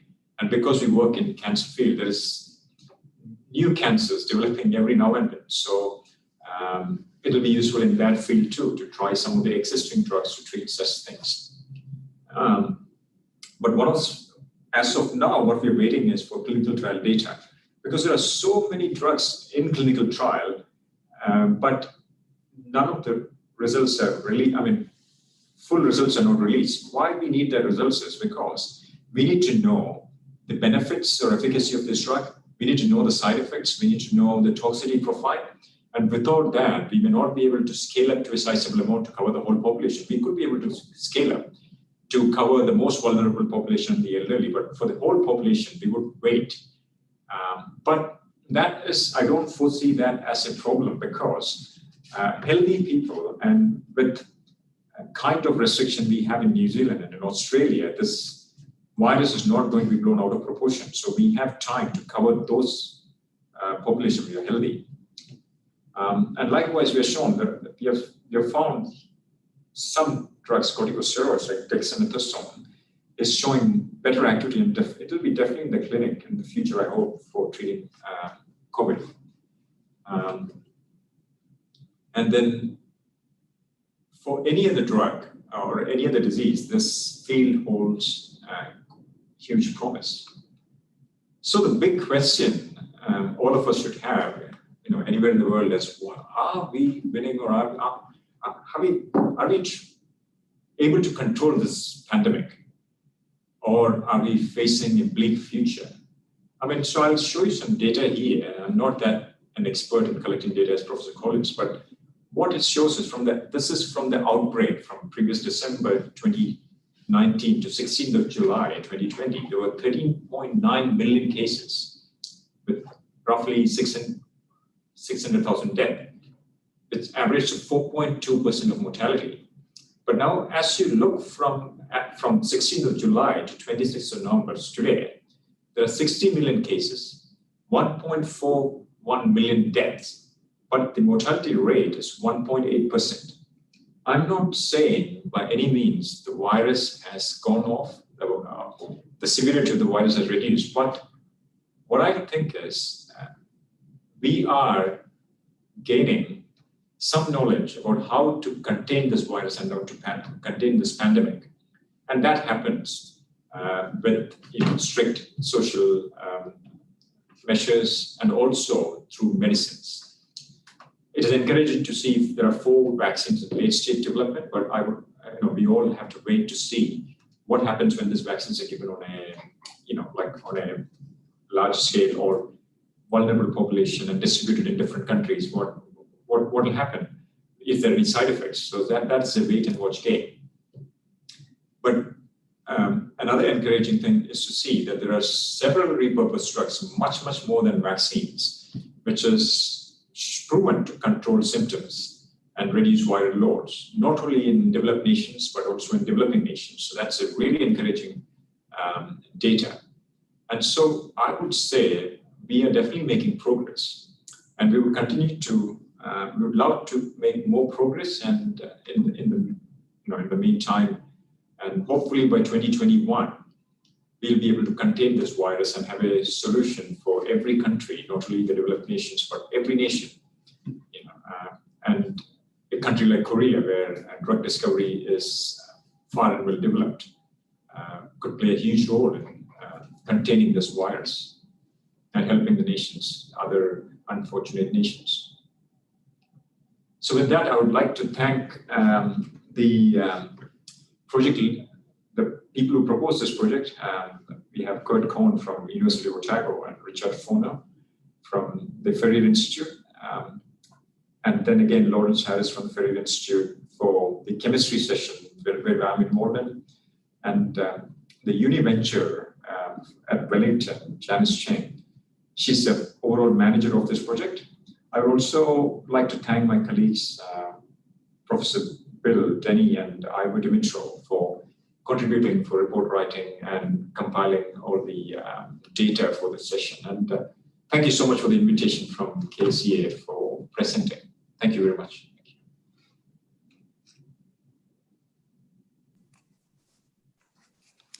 Thank you, Dr. Jose. That was very interesting presentation of COVID vaccine development.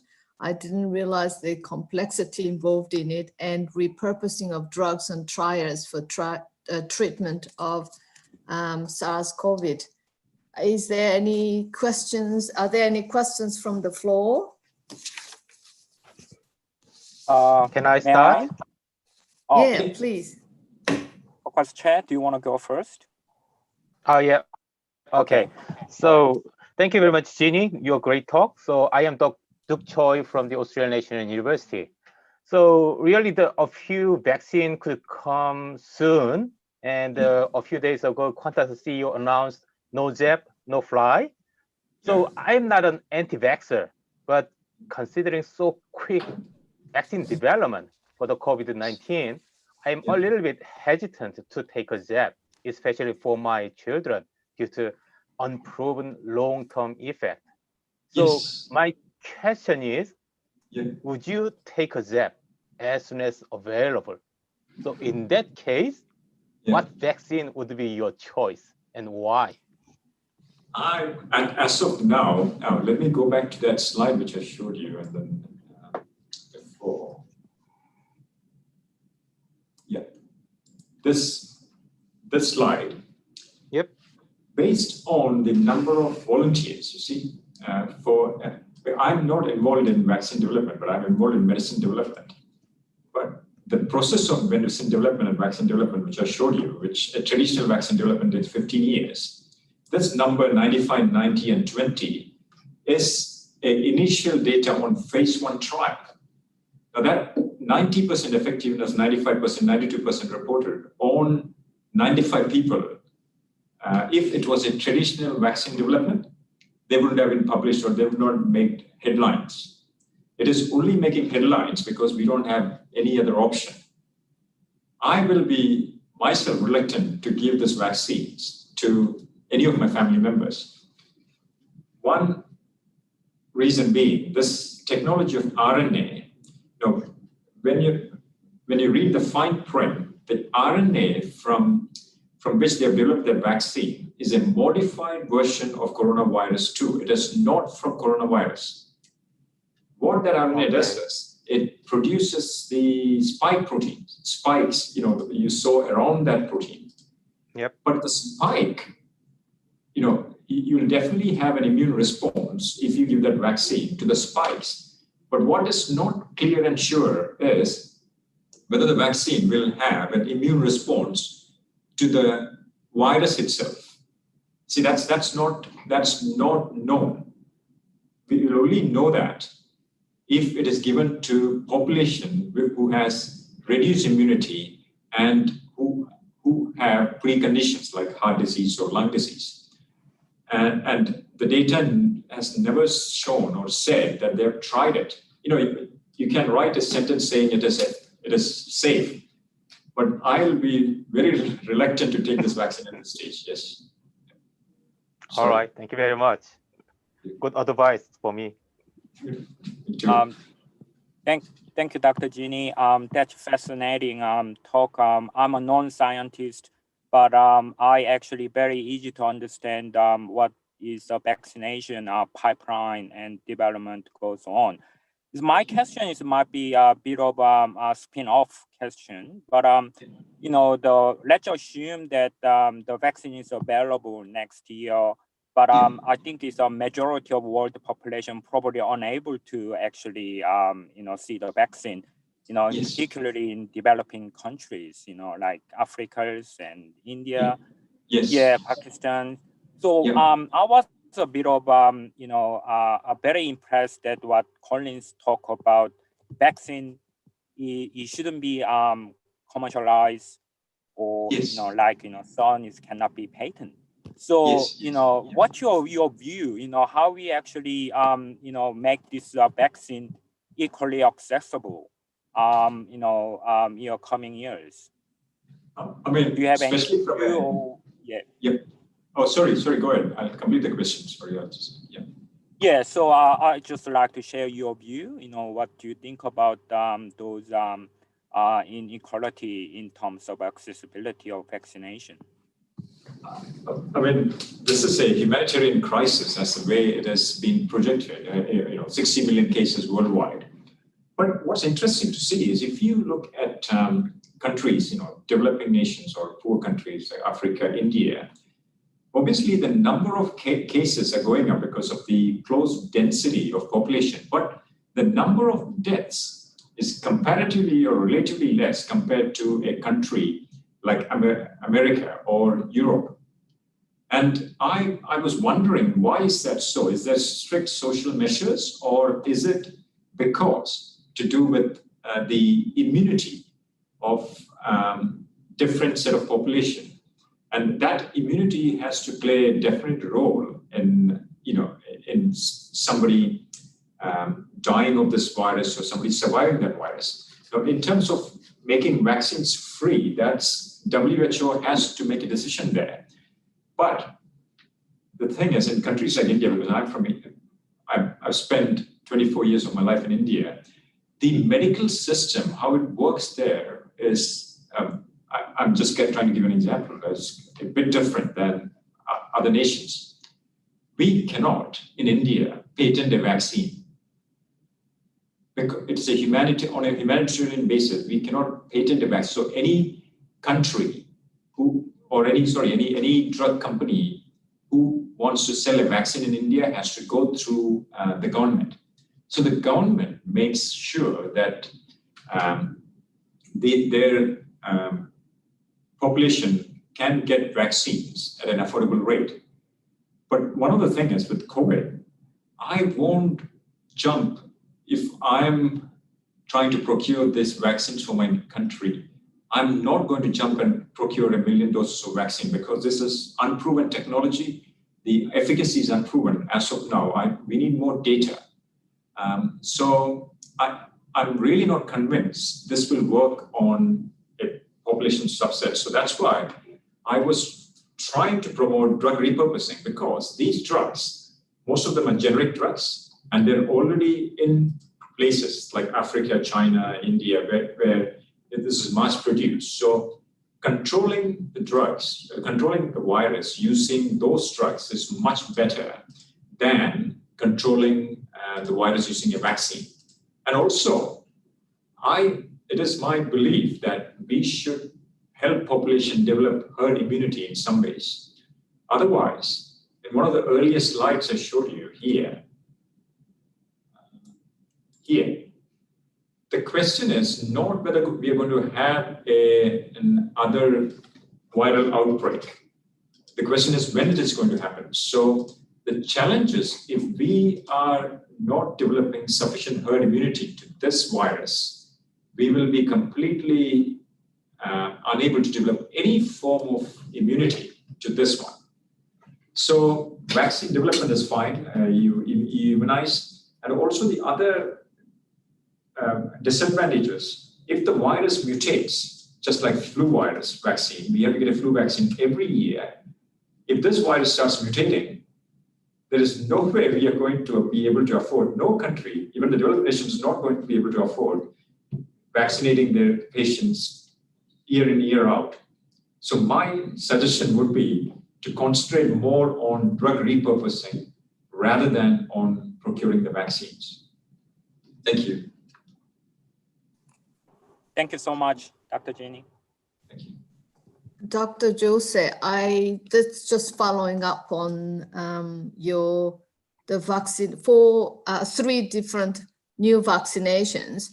Yes. With that, all the sample numbers are very low. And also in addition, all the subjects that they are on trials, they're healthy populations to make sure that, I guess, the efficacy is there. Therefore, your proposal of repurposing of drugs seem more promising, particularly for people who have other health conditions in addition to COVID, which seems.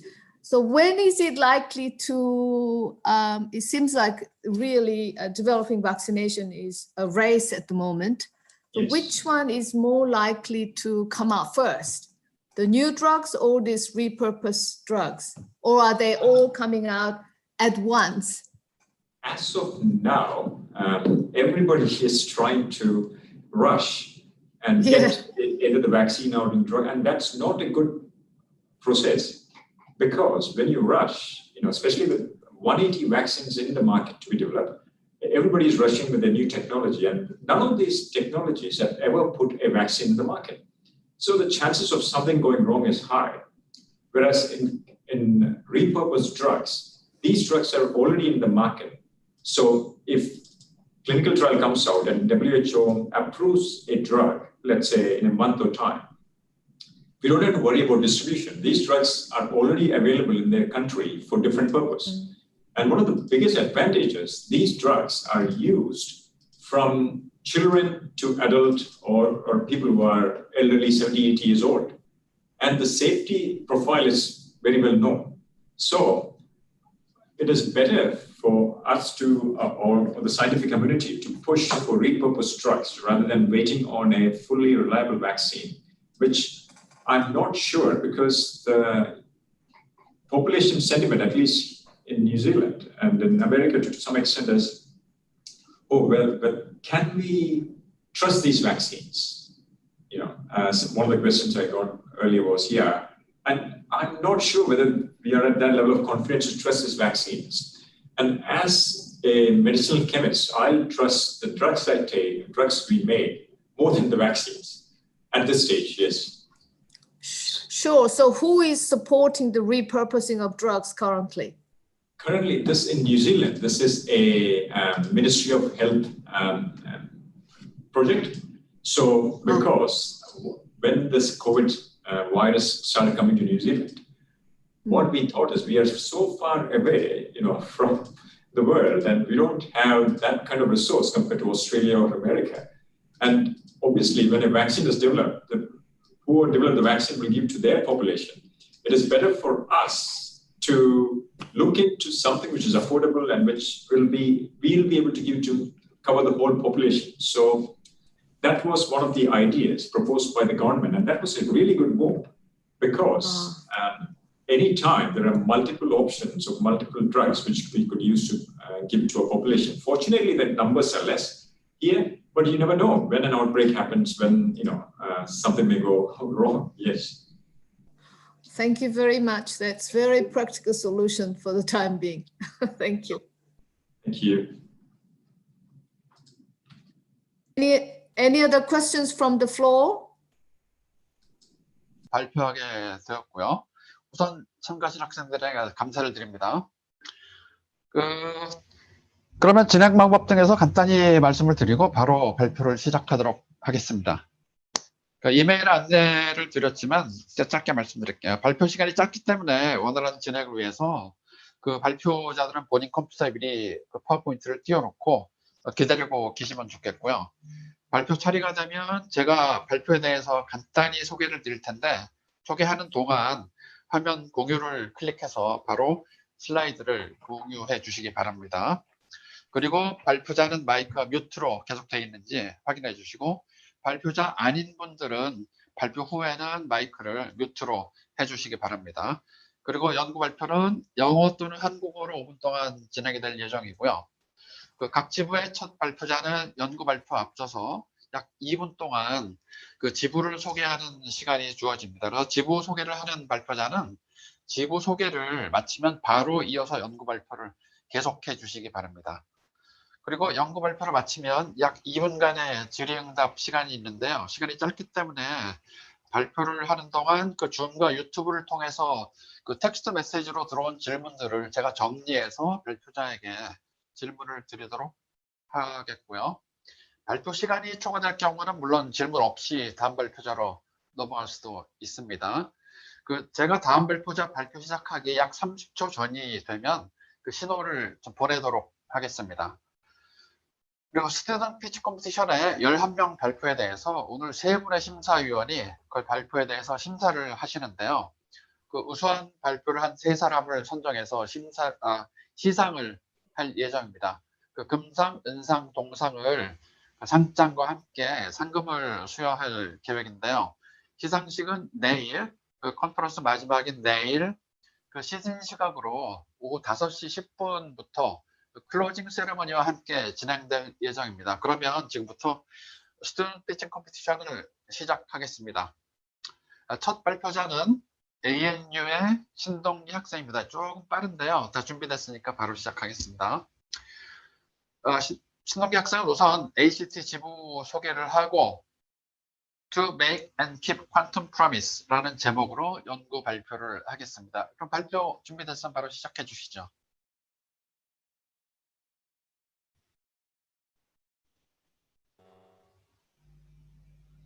지금 뮤트로 돼 있습니다. 네, 안녕하세요. 네, good morning, everyone. It's a pleasure to introduce you to the youngest KASEA branch based in Australian Capital Territory. So our goal is to be the primary networking point for scientists and engineers in Australia and visiting from Korea. The small team that drives our branch is Dagyong Choi. He's the chairperson based at ANU, and Hyuk Yu, he's the deputy chair and the treasurer, and he's from Geoscience Australia. Since we're a young group, we've only so far had 2 technical meetings together. In our first 2019 meeting, you can see the participants in the photo on the right, where we had a lot of guests from the Korean school and the embassy come and celebrate us. We've also had a technical meeting in 2020. And these 2 technical meetings technical meetings have included some student pitches and presentations. We're composed of 12 members, and we come from a varied background. About 2/3 of us are academic, and we're all based in ANU. And the remaining third of us are part of government agencies, ranging from Department of Health, Geoscience Australia, and Murray-Darling Basin Authority. Our fields are varied as well, but 5 of us are actually from physics, and the rest are from biology, robotics, civil engineering, bioengineering, energy, environment, and statistics. So that's KASEA ACT branch. Thank you.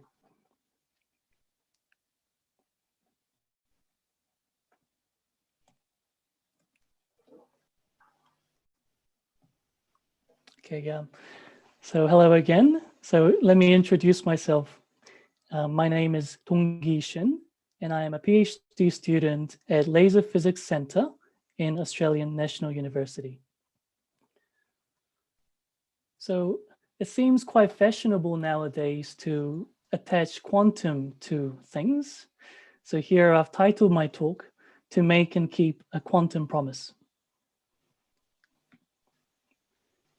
Over the past decade, quantum has come a long way, from a jargon that we would often see in sci-fis to a technological revolution happening right now.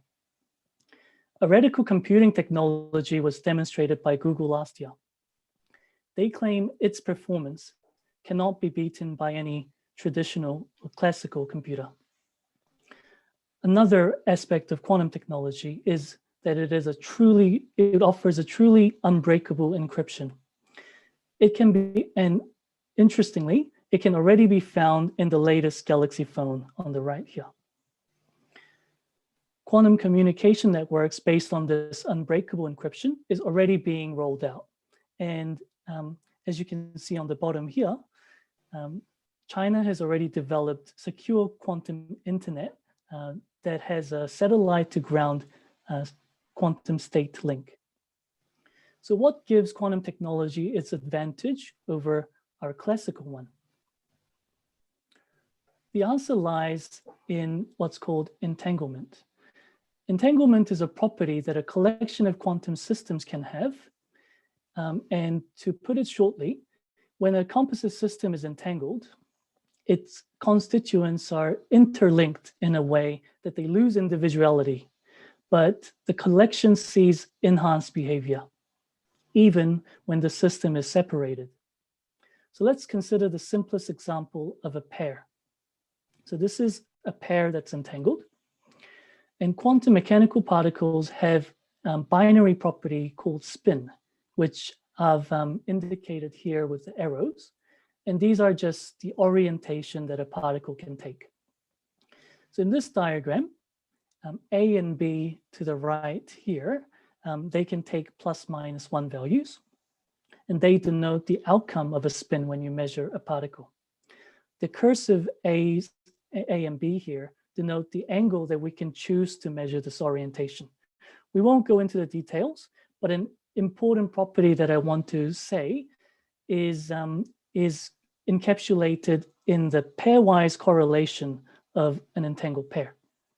Here we define as E of theta, and that's the average of the product of spins measured when the measurement angle is theta. An entangled pair then makes a quantum promise in the sense that even when they are separated, their spins will be highly correlated. So highly correlated. All non-entangled pairs will satisfy this inequality here, that the difference in correlations observed for orthogonal angles at 90 degrees apart will be limited by 1. So therefore, since this inequality is satisfied by all non-entangled pairs, the violation of this inequality is a verification of entanglement. So how can we actually make entangled pairs in the first place? In my PhD, I show that a pair of atoms would entangle in a collision. I have designed an experiment to collide 2 helium atoms together with opposite spins, which are labeled by the colors blue and red here. In classical mechanics, there's a single trajectory for the scattering to occur.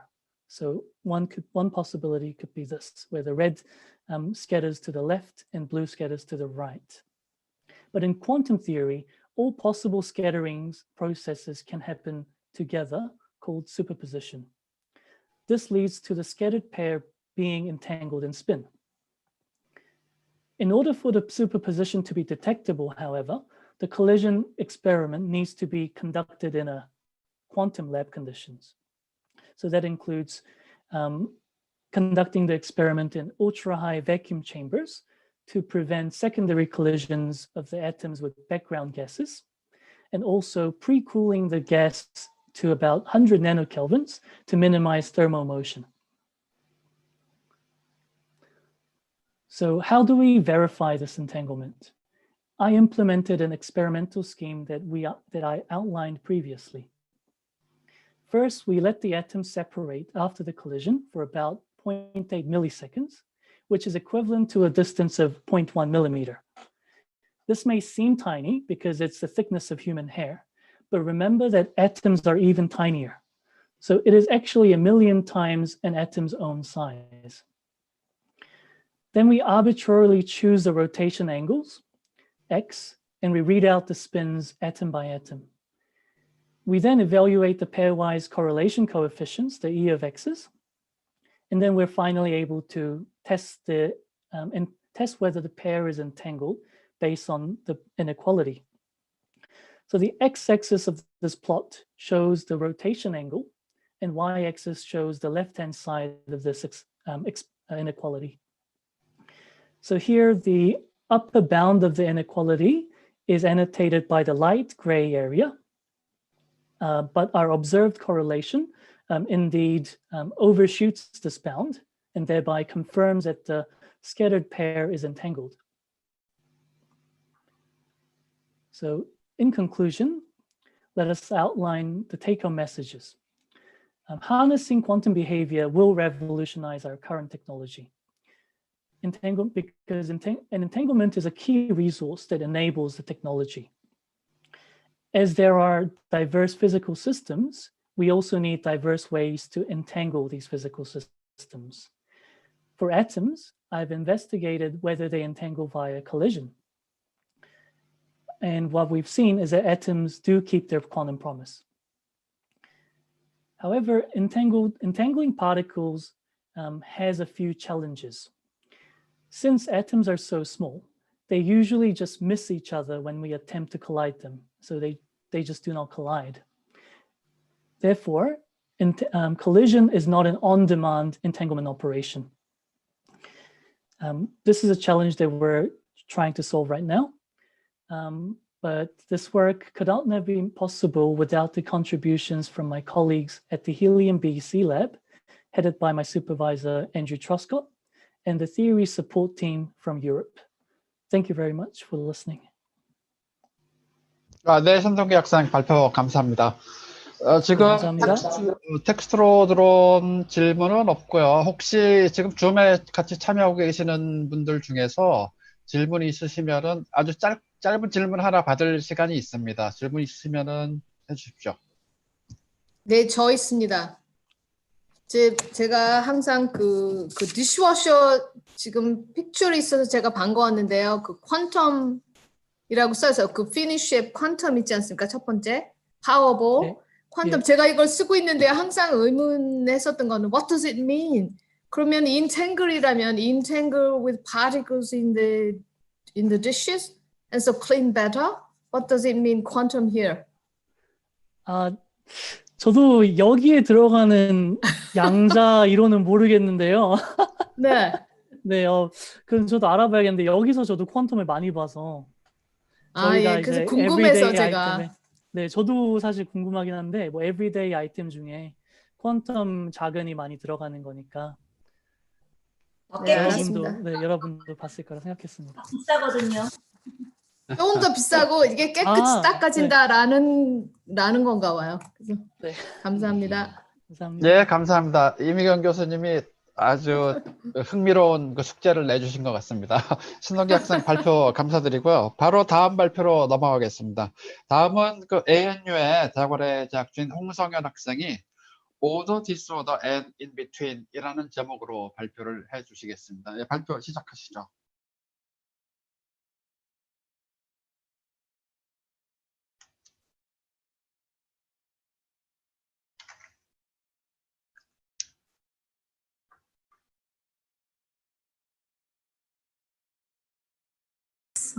Thank you. 네, 안녕하세요. 저는 호주 국립대학교 박사과정 물리학과 박사과정 2년차에 갇혀버든 홍성현이라고 합니다. 다사다난했던 올 한 해 여러분들은 어떻게 보내셨는지요? 저는 기타를 치고 빵을 굽고 소소하게 그림을 그리면서 휴식 시간을 갖곤 했는데요. 때로는 가까운 산으로 들로 하이킹을 다니면서 지친 머리와 마음을 좀 식히곤 했습니다. 제가 발표 제목에서 보여드린 바와 같이 저는 질서와 무질서 그리고 그 사이의 전이 과정이라는 큰 주제 하에 연구를 진행하고 있는데요.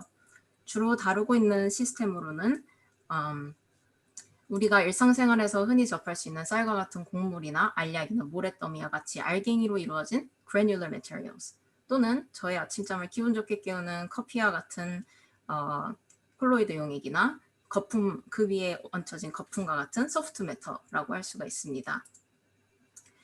저는 특히 이러한 시스템들이 이룰 수 있는 최고의 질서 상태, 그리고 온도나 외력과 같은 주변 환경에 의해서 이들이 그 질서 상태를 벗어나게 되는 과정 속에서 벌어지는 여러 가지 역학 현상들과 그리고 그 사이에서 피어오르는 흥미로운 패턴들을 포착해서 지오메트리와 토폴로지의 관점으로 서술하고자 합니다.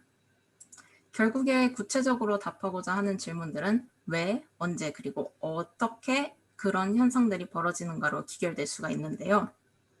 사실 조금 거창하게 말씀드렸지 실상 지난 1년간 아주 열심히 연구해온 저의 시스템은 일단 시뮬레이션으로 구현한 포인트 컨피규레이션이라고 할 수 있겠습니다.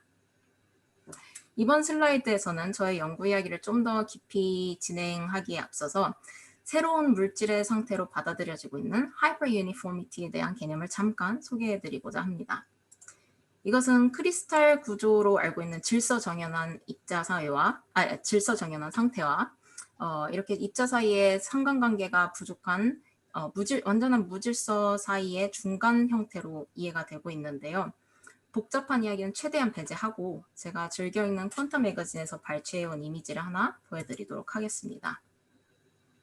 만일 이렇게 입자들이 배열된 여러 가지 컨피규레이션을 가지고 저희가 원 모양의 동그란 창을 하나 만들어서 그 속에 존재하는 입자의 개수를 세어보면은 그 창의 중심을 어디에 두느냐 그리고 그 창의 크기를 얼만큼 크게 두느냐에 따라서 그 속에 포함된 입자의 개수는 달라지게 됩니다. 그런데 이렇게 왼편에 보이는 격자 구조와 오른편에 위치한 하이퍼 유니폼한 구조를 살펴보게 되면은 이 창의 크기를 점점 무한으로 키움에 따라서 그 넘버들이 이루는 분산의 정도가 점점 작아지는 현상을 발견할 수가 있는데요. 그러한 면에서 이런 하이퍼 유니폼한 컨피규레이션은 이런 격자 구조와 성질을 같이 한다고 볼 수가 있습니다. 하지만 만약에 여기에서처럼 이렇게 하늘색 작은 창을 고려해 본다면은 넘버 베리언스가 다시 또 커지는 현상을 발견할 수가 있는데 이러한 면에서는 여전히 하이퍼 유니폼한 컨피규레이션이 랜덤 컨피규레이션의 속성을 가진다고 볼 수가 있기 때문에 이 격자와 랜덤 컨피규레이션 사이에 존재하는 특이한 시스템으로 인식이 되고 있습니다. 이제는 지난 1년간 제가 진행해온 연구를 아주 간략히 요약해 볼 텐데요.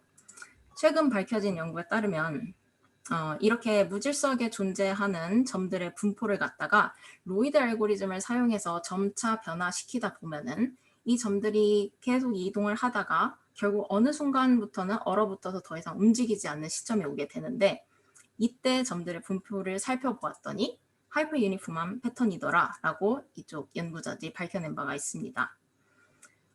간단히 로이드 알고리즘에 대해서 말씀드리자면은 이렇게 점들이 다양하게 존재하는 분포 속에서 각 점을 중심으로 해서 가장 가까운 점들과 있는 선분을 갖다가 수직 이등분한 선분을 그려봤을 때 이제 그 각 점을 포함하는 다각형 타일을 생각해 볼 수가 있는데요. 그림으로 보여드리자면 이렇게 생겼습니다. 그래서 랜덤한 이런 포인트 패턴을 가지고 보로노이 다이어그램이라 불리는 이러한 특이한 타일 모양의 패턴을 그려보면은 마찬가지로 하이퍼 유니폼한 패턴 속에서도 이러한 타일을 그려봤을 때 이쪽 왼편의 랜덤 컨피규레이션보다 하이퍼 유니폼한 상태가 훨씬 더 질서정연하게 보인다는 것을 확인할 수가 있습니다. 그래서 이러한 로이드 알고리즘을 통해서 이런 랜덤 컨피규레이션이 하이퍼 유니폼한 상태로 변화해가는 전이 과정이 있어서 저의 연구의 초점은 이제 어떠한 토폴로지컬 피처들이 나타나며 왜 나타나는지, 그리고 그들이 어떠한 형태로 존재하는지에 대해 연구를 진행해 왔습니다. 좀 더 구체적으로는 이렇게 무수히 많은 육각형들 속에서 사실 가까이서 살펴보면 이렇게 오각형과 칠각형이 서로 쌍을 이루어 존재하거나 또는 이렇게 단독으로 존재하는 것을 살펴볼 수가 있는데요.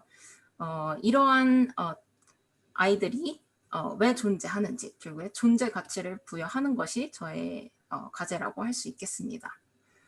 이렇게 짧은 시간이나마 제가 저의 소개를 할 수 있는 자리를 마련해 주셔서 감사드리며 이만 발표를 마치겠습니다. 감사합니다. 네, 발표 감사합니다. 홍성현 학생이 질서 무질서에 대해서 아주 흥미로운 연구를 하고 있는데요. 지금 텍스트로 들어온 질문이 없기 때문에 지금 여기 계신 분들 중에서 그 질문 있으시면 저희가 한 2개 질문 받을 시간이 있거든요. 네, 질문해 주십시오. 네, 저 저 최덕용입니다. 여보세요? 네. 예. 이런 토폴로지 구조를 어떤 곳에 그러면 실생활에서 사용을 할 수가 있나요? 아니면 뭐 실생활이 아니고 뭐 사이언티픽하게라든지? 현재 제가 알고 있는 한에서 말씀을 드리자면은 아직까진 제가 살펴보진 않았지만 이러한 질서 정연한 구조 상태로 이루어지는 이제 격자 구조의 여러 가지 물질들이 존재를 하는데 그 물질들이 특별히 나타내는 이제 여러 가지 물리학적인 현상이나 특성들을 갖다가 이제 연결 짓는 것을 이제 저는 연구를 하고 싶은 거고요. 그래서 생각으로는 이러한 무질서를 여전히 간직한 채로 질서정연한 패턴을 만들었을 때 어떠한 물질적인 이점이 있는지, 물리학적인 이점이 있는지를 밝혀내는 것이 저의 연구 과제라고 생각합니다. 네, 감사합니다. 시간이 되어서 질문은 이것으로 끝내고 바로 다음으로 넘어가야 되겠습니다. 홍성현 학생 고맙습니다. 네, 감사합니다. 네, 다음 발표는 UNSW의 이호준 학생이 되겠습니다. 이호준 학생은 먼저 뉴사우스웨일즈 지부를 간단히 소개하고 그 다음에 Automated Valuation Model for Residential Properties Using Machine Learning Approaches, A Case Study of Sydney, Australia를 주제로 발표를 하겠습니다. 네, 발표해 주시죠. 네, 감사합니다. 제 발표에 앞서서 먼저 KASEA 뉴사우스웨일 지부에 대해서 간단히 소개를 하겠습니다. KASEA 뉴사우스웨일 지부는 작년 2019년 1월 11일에 설립이 되었고 슬라이드 왼쪽 아래 사진과 같이 지부 설립 모임 및 학술 대회를 가지면서 시작이 되었습니다. 현재 웨스턴 시드니 유니버시티의 강원희 교수님께서 지부장을 맡고 계시고 UNSW의 권지수 박사님과 왕지은 박사님께서 총무를 맡아주고 계십니다. 뉴사우스웨일즈에는 총 22분의 교수님들께서 KASEA 이사로 활동을 하고 계시는데 그중에 UNSW의 한종훈 교수님께서는 KASEA 부회장으로 활동을 계시고 이번 이 컨퍼런스에서 많은 준비를 해주셨습니다. 지부 설립 이후에 사진에서와 같이 학술 대회와 모임들을 가져왔는데요. 올해는 아쉽게도 코로나로 인해 이번 달 처음으로 가운데 사진과 같이 줌 미팅을 가지게 되었고 연말에 얼리 커리어 리서처들과 학생들을 중심으로 한 학술 대회를 계획 중에 있습니다. 앞으로도 KASEA 뉴사우스웨일 지부에 대한 많은 관심을 가져주시고 지원을 부탁드립니다. 감사합니다. 이어서 바로 제 발표를 하겠습니다. 안녕하세요. 저는 오늘 KASEA 스튜던트 피칭 컴페티션에서 Automated Valuation Model for Residential Properties Using Machine Learning Approach라는 주제로 발표를 하게 된 University of New South Wales의 박사과정 이호준이라고 합니다. 그럼 발표를 시작하겠습니다. 부동산은 전 세계 자산의 60%에 달하는 가장 큰 규모의 자산 형태입니다. 그 중에 약 75%인 162조 달러는 주거용 부동산입니다. 아래 그래프에서도 볼 수 있듯이 호주에서도 자가주택은 가구가 보유한 자산 중에 약 42%를 차지하는 가장 큰 규모의 자산이고 다른 형태의 부동산을 합치면 약 60%의 가구 자산이 부동산에 해당합니다. 따라서 부동산의 가치, 특히 주거용 부동산의 가치는 주거용 부동산의 가치 평가는 주요한 금융 결정의 근거가 되는 아주 중요한 정보라고 할 수 있습니다. 또한 부동산 가치 평가에는 상당한 재원이 소요되는데요. 서행 연구에 의하면 미국의 경우 부동산 평가 산업의 규모는 연간 900억 달러 정도로 이 중 대부분은 전문 밸류어의 임금으로 지출되고 있습니다. 주택을 포함하는 부동산 가치 평가는 오랫동안 휴먼 밸류어에 의존해 왔는데요. 이러한 휴먼 밸류어들은 개인의 지식이나 판단에 의해서 가치를 평가하기 때문에 평가 결과에 주관성이 개입될 수밖에 없습니다. 이를 보완하기 위해서 부동산 가치 평가 관련 협회 등에서 가이드라인이나 룰을 제시하고 있지만 이러한 문제를 완전히 해결하기는 어려운 상태입니다. 이와 같은 배경에서 통계적, 수학적 모델을 통해서 가치를 산정하는 그리고 사람의 주관성을 배제할 수 있는 Automated Valuation 모델, 즉 자동 가치 평가 모델의 사용이 점차 증가하고 있는데요. 이런 자동 가치 평가 모델은 선형 회귀 모델을 기반으로 한 헤도닉 프라이스 모델이 이런 자동 가치 평가 모델에서 가장 널리 사용이 되어 왔습니다. 하지만 이런 헤도닉 프라이스 모델은 여러 한계점을 가지고 있는데요. 예를 들어서 비교적 단순한 선형 회귀 모델을 기반으로 한다는 점이나 신뢰할 수 있는 값을 얻기 위해서는 엄격한 통계적 가정을 만족해야 된다는 점, 그리고 인풋 데이터가 사전 정의된 누메릭 카테고리칼 변수로 제한된다는 점 등입니다. 이를 보완하고자 최근에는 서포트 벡터 머신, 랜덤 포레스트, 그레디언트 부스팅 같은 머신러닝 알고리즘들이나 멀티레이어 퍼셉트론이나 컨볼루셔널 뉴럴 네트워크 같은 뉴럴 네트워크 계열의 알고리즘들을 주택 가치 평가에 사용하는 연구들이 이제 이루어지고 있습니다.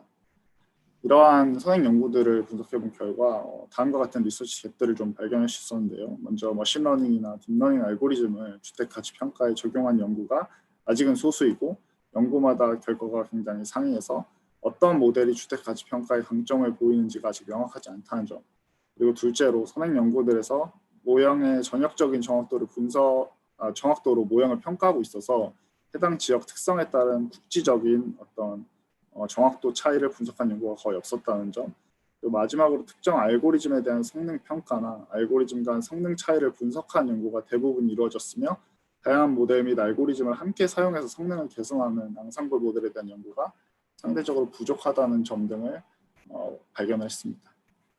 이에 따라서 이제 제 연구는 시드니 대도시권을 대상으로 다양한 머신러닝 알고리즘을 주택 가격 평가 모형에 적용을 하고 이를 통해서 앙상블 모델을 구축함으로써 기존보다 개선된 성능의 자동 주택 가격 평가 모형을 제시하는 것을 목적으로 합니다. 세부적인 리서치 오브젝트들은 아래와 같은데요. 먼저 다양한 통계 그리고 머신러닝 모델링 알고리즘을 주택 평가 모형에 적용하고 그 성능을 비교해서 모형의 좀 장단점을 파악할 수 있다고 생각하고요. 둘째로 분석 주택 및 그 주변 지역의 특성에 따라 발생하는 국지적인 모델 성능 차이를 파악할 수 있고 마지막으로 이런 앞선 분석 결과들을 바탕으로 여러 알고리즘을 함께 사용해서 모델 성능을 개선할 수 있는 앙상블 모델을 제시할 수 있다고 판단했습니다. 제 발표는 여기까지고요. 경청해 주셔서 감사합니다. 네, 감사합니다. 이효섭 학생이 새로운 그 주택평가 모델에 대해서 아주 요약을 잘해서 좀 발표를 해줬습니다. 질문이 지금 들어온 게 있는데 먼저 이 텍스트로 들어온 질문을 제가 읽어드리겠습니다. 알고리즘보다 분석해야 하는 인풋 피처들이 중요할 텐데 어떻게 그들을 찾았는지 물어보셨습니다. 부동산 인풋 피처들은 기존의 헤도닉 프라이스 모델 기반으로 한 연구들에서도 다양하게 이제 이루어져 와서 그런 기존에 사용되던 피처들을 사용을 하고 또 기존의 주택 가격 평가에서 잘 사용되지 않았던 어떤 사진이나 주변 네이버후드 사진 그리고 스카이뷰 사진 등을 이제 좀 추가적으로 활용을 해서 인풋으로 좀 사용을 하고 있습니다. 예, 대답 감사합니다. 그 피처들을 잠깐 이그젠플에도 보여주셨으면 좋았을 텐데 상당히 궁금하네요. 네, 그 부분 제가 준비를 못했는데 보통은 이제 주택의 캐릭터리스틱이나 아니면은 주택 주변 네이버후드의 소시오 이코노믹 특성들, 그리고 또 뭐 주택 주변에 분포하고 있는 패실리티드의 분포나 어떤 접근성 같은 거를 이제 주로 고려를 하고 있습니다. 네, 알겠습니다. 감사합니다. 네, 감사합니다. 네, 아직 질문 한 개나 두 개 정도 받을 시간이 더 있는데요. 여기 계신 분들 중에서 질문 있으면 질문해 주시죠.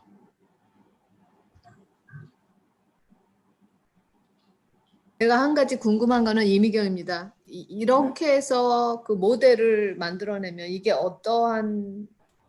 어떻게 유용한가요? 가장 대표적인 예로는 이제 지금 은행에서 모기지 대출을 해줄 때 이 주택 가치가 얼마나 되는지를 이제 알기 위해서 보통 휴먼 밸류를 사용해서 주택 가치를 평가를 하게 되는데요. 이런 부분을 이런 객관적인 모델을 통해 더 정확하게 산정할 수 있으면 어떤 그런 오차를 줄이고 더 정확한 평가를 해서 모기지를 이제 대출해 줄 수도 있고, 또 아니면은 정부들에서 텍세이션 펄포스로 좀 사용할 수도 있고, 이렇게 생각을 하고 있습니다. 네, 알았습니다. 감사합니다. 감사합니다. 네, 이효준 학생 발표 감사합니다. 그럼 다음 발표자로 넘어가겠습니다. 다음은 그 유니버시티 오브 시드니의 이진 학생입니다. 이진 학생은 Fed NLP, Uninterpretable NLP System to Decode Federal Reserve Communications라는 제목으로 발표를 하겠습니다. 발표해 주시죠.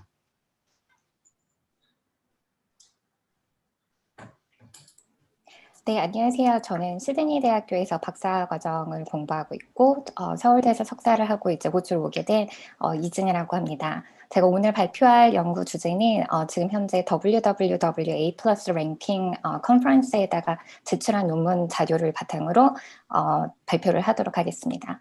제 발표는 영어로 진행이 됩니다. 네, 시작하겠습니다. Have you ever wondered why interest rate changes or who controls them? You may have heard about the Federal Reserve of the Fed. It controls the interest rate, so-called the federal funds rate, in order to maximize employment and stabilize inflation. Then why is it matters and how does it affect you? Generally, when the federal funds rate is low, banks lowers their interest rates. It directly affects not only between bank transactions, but also public like us.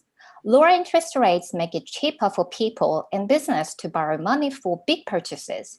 Your mortgage loans, auto loans, student loans, and borrowing costs and credit cards will all likely go down, which affects you directly. Also, lower interest rate means it is less profitable to keep your money in bank account, so that people may want to spend or invest instead of the savings. Historically, as the economy has shown signs of the weaknesses like during the Great Recession or the COVID-19 pandemic, the Fed typically lowers rates. The decision is made by the committee within the Fed called FOMC, which meets 8 times a year. In this research, we focus on the Fed and FOMC members' communications by applying natural language processing algorithms. There has been a remarkable progress in NLP, and this could assist the industry needs. However, there are no pilot studies to identify how NLP components could help non-technical users to analyze the Fed communications. In this research, we present a Fed NLP system that designed for non-technical users to support intuitive understanding of the Fed communications through multiple NLP components such as sentiment analysis, topic modeling, summarization, prediction, explanation, and a demo. Among all the components, we focus more on predicting the Fed decisions, which means lower, maintain, or raise the interest rates and visualize the interpretable result. Let's have a look at the prediction task in detail. The Fed and FOMC members' speeches were collected from over 30 websites in a period of 5 years from 2015 to 2020. We use a Fin vocab where it generated from corporate reports, earnings call scripts, and analysis reports for input word tokenization and embeddings. We follow a BOT architecture that has a 12 number of the transform blocks, 12 attention heads, and 768 number of 608 hidden units for each position output. This self-attention pays attention to the relevant words in the input sequence as clues that can help better encoding. Extensive experiments have been conducted by comparing the traditional machine learning models, neural network, and pre-trained models. Also, the dataset has around 70% of maintained class. We perform up and down samplings. This table shows the evaluation result of the accuracy and F1 scores from the selected models with the combination of the TF-IDF, Dr. GLOVE, and so on. In this imbalanced dataset on left, most of the models were detecting only maintained class except linear SVC XGBoost with the TF-IDF. For upsampling on right, the performance is improved, especially Finn-BERT model achieved over 90% of accuracy and F1 scores. Further, we generate the interpretable result to see which word contributes more to each predictive label. These example results are from the same document but different models. The ground truth is maintained class, and both XGBoost and Finn-BERT predict the maintained correctly. However, when we look at the contributed word in maintained class, XGBoost select patient, significant, and some irrelevant words, whereas Finn-BERT shows inflation, unemployment, labor forces, which makes sense to understand the model's decision. Now, let's see the system-fed NLP. For non-technical users, NLP models for each component are deployed using Flask, Docker, and AWS. The fed NLP has 3 pages: landing page, detailed page, and a demo. The landing page shows the changes in the federal funds rates, topping modeling result, and browsing functions to filter out the documents based on FOM's members, sources, and prediction result. The detailed page shows the document details, prediction result, sentiment analysis, original documents, summaries, and explainer. Due to the computational resources, the system takes explainer from XGBoost result, and this will be addressed for further study. In a demo, it returns a similar component like a detailed page. Word cloud and summaries from the general models are added for comparison. As a fed NLP is a pilot study, we plan to collect more user feedback to enhance the system. Furthermore, the future study will focus more on prediction models by combining with the time series and having other inputs such as news and stock prices. Thank you for listening. 네, 이진 학생 아주 좋은 발표 감사합니다. 지금 텍스트로 들어온 질문은 없는데요. 하나 있습니다. 여기. Will this model work for other languages too? Other languages? The current one is built on English, so currently it's English-based. So not yet. Thank you. Thank you. 네, 시간이 한 1분 정도 더 남아 있는데요. 다른 분들 질문 있으면 질문해 주세요. 저 질문 하나 할게요. 핀버트 같은 경우는 지금 발표자가 개발한 건 아니죠? 아닙니다. 지금 파인 튜닝을 한 거고요. 근데 핀버트의 모델 자체가 이제 버트라는 구조는 동일하게 갖고 오면서 실제 여기 있는 인베딩을 파이낸셜 다큐멘트에 있는 거를 한 형태입니다. 그럼 제가 그냥 궁금해서 그러는데 지금 PhD 하시잖아요. 그러면 PhD로서의 자신의 컨트리뷰션은 뭐예요? 이 부분에서? 저 궁금해서 그냥 여쭤보는 거예요. 네, 지금 현재 모델에 포커스를 두고 있지는 않았고요. 지금은 말씀드렸다시피 파일럿 스터디라서 실제로 인더스트리 쪽에서 봤을 때 NLP는 발전을 하고 있지만 실제로 이걸 어떤 식으로 활용이 가능한지를 알지 못하기 때문에 그거의 파일럿 스터디로 제공을 해준다는 거에서의 컨트리뷰션이 있고, 마지막 페이지에서 제가 말씀드렸다시피 실제 지금 현재 텍스트로만 구성이 되어 있는데 이거를 이제 타임 시리즈나 이제 다른 인풋이랑 연결을 지어서 모델링을 발전시켜 나가는 것이 지금 현재 제 퓨처 플레이입니다. 감사합니다. 네, 감사합니다. 네, 이진 학생 그 발표와 대답 감사합니다. 바로 다음 학생으로 넘어가겠습니다. 다음은 그 뉴질랜드 지부의 이혜진 학생입니다. 유니버시티 오브 캔터베리의 대학원생인 이혜진 학생은 먼저 뉴질랜드 지부를 간단히 소개하고 그 다음에 Quantitative Analysis on Benchtop NMR Spectrometer라는 제목으로 발표를 하겠습니다. 발표 시작해 주시죠.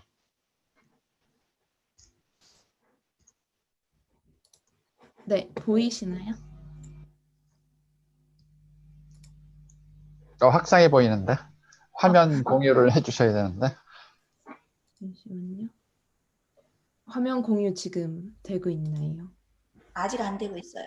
아직 안 됐습니다. 그럼 안 될까요?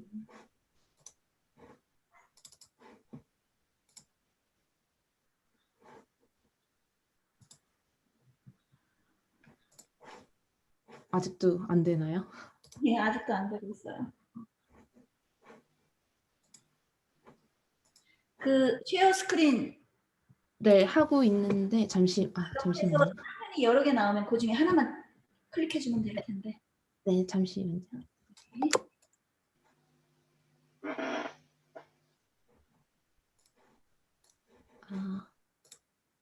네, 이제 되죠. 네, 됐습니다. 네. 네. 네. 보이시나요? 네. 네, 됐습니다. 시작하겠습니다. 네, 안녕하십니까. 뉴질랜드 칼처치 지부 소속으로 YGF, YPF, AKC를 참가하였고 현재 활동 중인 이예진이라고 합니다. 뉴질랜드는 현재 코로나 지역 감염이 거의 없는 상태로 해외 유입만 있어서 자유롭게 모임을 가질 수 있습니다. 그래서 저번 주에 저희가 워크숍을 가졌고요. 그때 찍은 따끈따끈한 단체 사진입니다. 얼른 코로나가 종식이 되어서 국경을 자유롭게 다닐 수 있기를 희망합니다. 먼저 간단히 뉴질랜드 지부에 대해서 설명드리겠습니다. 뉴질랜드 지부는 2015년에 설립이 되어 현재 50명의 정회원이 가입되어 있습니다. 설립 이후부터 매년 오클랜드 또는 크라이처치에서 정보 교류 워크숍을 진행하려고 노력하고 있고요.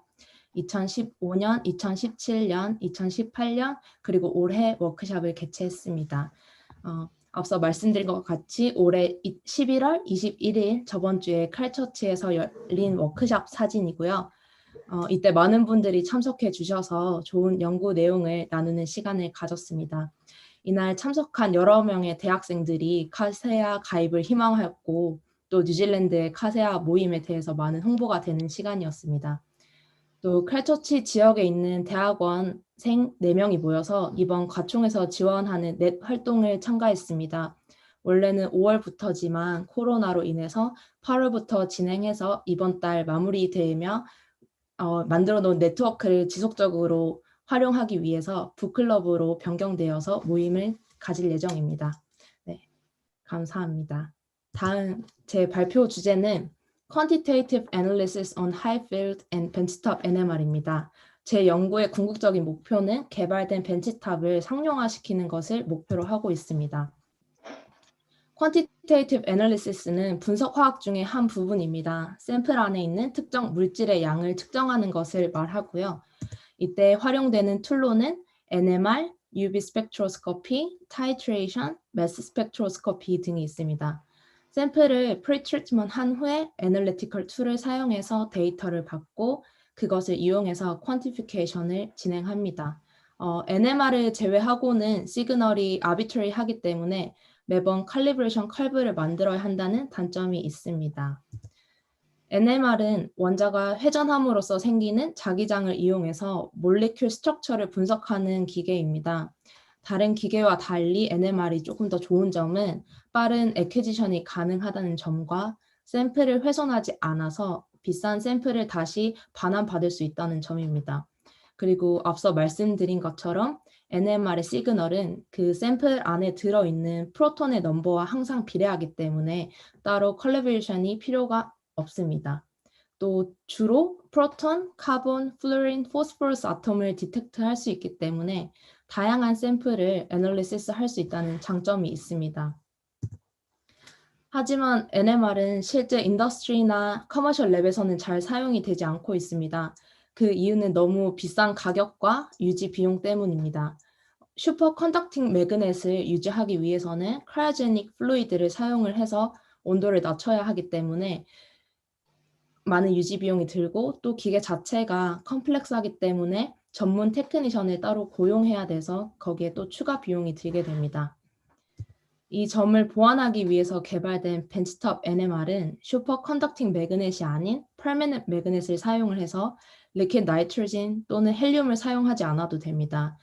또 유저 프렌들리 인터페이스를 사용해서 전문 테크니션이 아닌 그냥 랩 유저들도 간편히 사용할 수 있습니다. 하지만 퍼머넌트 매그넷을 사용함으로 인해서 여기 보시는 피겨와 같이 같은 샘플이어도 더 넓은 픽을 보여주며 픽 인텐시티가 많이 낮아지는 것을 보실 수 있습니다. 이번 제가 제출한 논문에서는 벤치탑을 사용해서 퀀티피케이션을 진행했을 경우 어떤 문제가 있는지 또 어떤 메소드를 사용을 해야지 정확한 퀀티피케이션이 가능한지를 연구를 했고요. 그 중에 한 결과로 라운드 로빈 테스트를 진행을 했는데 총 8명의 애널리스트와 컴퓨터가 프로세싱한 데이터로 퀀티피케이션을 진행을 해보았습니다. 여기 보시는 카페인을 물에 녹여서 그 샘플로 애널리시스를 한 결과입니다. A는 하이필드 스펙트로미터를 주로 사용하시는 분이 프로세싱한 결과이고요. 가운데에 있는 워터픽이 오른쪽에 있는 카페인 픽에 영향을 주는 걸 보실 수 있습니다. 그래서 아까 말씀드렸던 것처럼 NMR은 프로톤 넘버와 시그널이 항상 비례하기 때문에 위에 있는 케미컬 스트럭처를 참고를 해서 인테그럴 에리어 레이시오가 프로톤 넘버와 같게 하는 방법으로 프로세싱한 결과가 오른쪽 스펙트라입니다. 그래서 보시면 여기 숨어있는 프로톤 1개와 3개, 3개, 3개 해서 1대 3대 3대 3 비율로 맞춘 것을 보실 수 있습니다. 1, 2, 3번은 저희 랩실 분들이 벤치탑 NMR을 주로 사용하고 있는 분들이 프로세싱한 데이터이고, 그리고 나머지는 하이필드를 주로 사용하시는 분들이 주로 사용하시는 휴리스틱을 사용해서 프로세싱한 결과입니다. 하이필드 프로세싱하는 방법으로는 벤치탑 스펙트라를 프로세싱했을 경우 많은 에러가 발생하고 그럴 바에는 여기 보시는 소프트웨어에서 제공하는 알고리즘을 사용하는 것이 더 낫다는 결과가 나왔습니다. 따라서 결과가 애널리스트의 테크닉에 많은 영향을 받기 때문에 저희 랩실에서는 모델링 알고리즘을 따로 개발을 했고 실제 프로젝트에 적용 중입니다. 그 중에 한 예로는 저번 브리즈번에서 열린 AKC에 참가했을 때 University of Queensland에 계시는 분과 컬래버레이션을 진행을 했고요. 그 내용이 콜 마이닝 프로세싱 워터 안에 들어있는 프로토라는 케미컬을 퀀티파이 하는 겁니다. 프로세싱 워터 안에 있는 그 케미컬의 농도가 1에서 2 ppm 정도로 매우 낮기 때문에 솔리드 페이즈 익스트랙션을 먼저 사용하고 해서 농도를 높이고 모델링 알고리즘을 적용을 해서 퀀티피케이션을 했습니다. 오른쪽은 그 결과값이며 충분히 만족할 만한 결과를 보여주고 있습니다. 그래서 이에 관한 논문을 곧 서밋할 예정입니다. 이상입니다. 감사합니다. 네, 이혜진 학생 감사합니다. 새로운 간편한 화학분석기기에 대한 좋은 발표였습니다. 질문이 하나 있는데 박미라 교수님, 이 분야를 잘 모르고 하는 질문입니다만 결과가 좋다면 비싸더라도 좋은 기기를 써야 하는 거 아닌가요? 가격 말고 본인의 어프로치의 강점은 무엇인지요? 하고 물으셨는데요.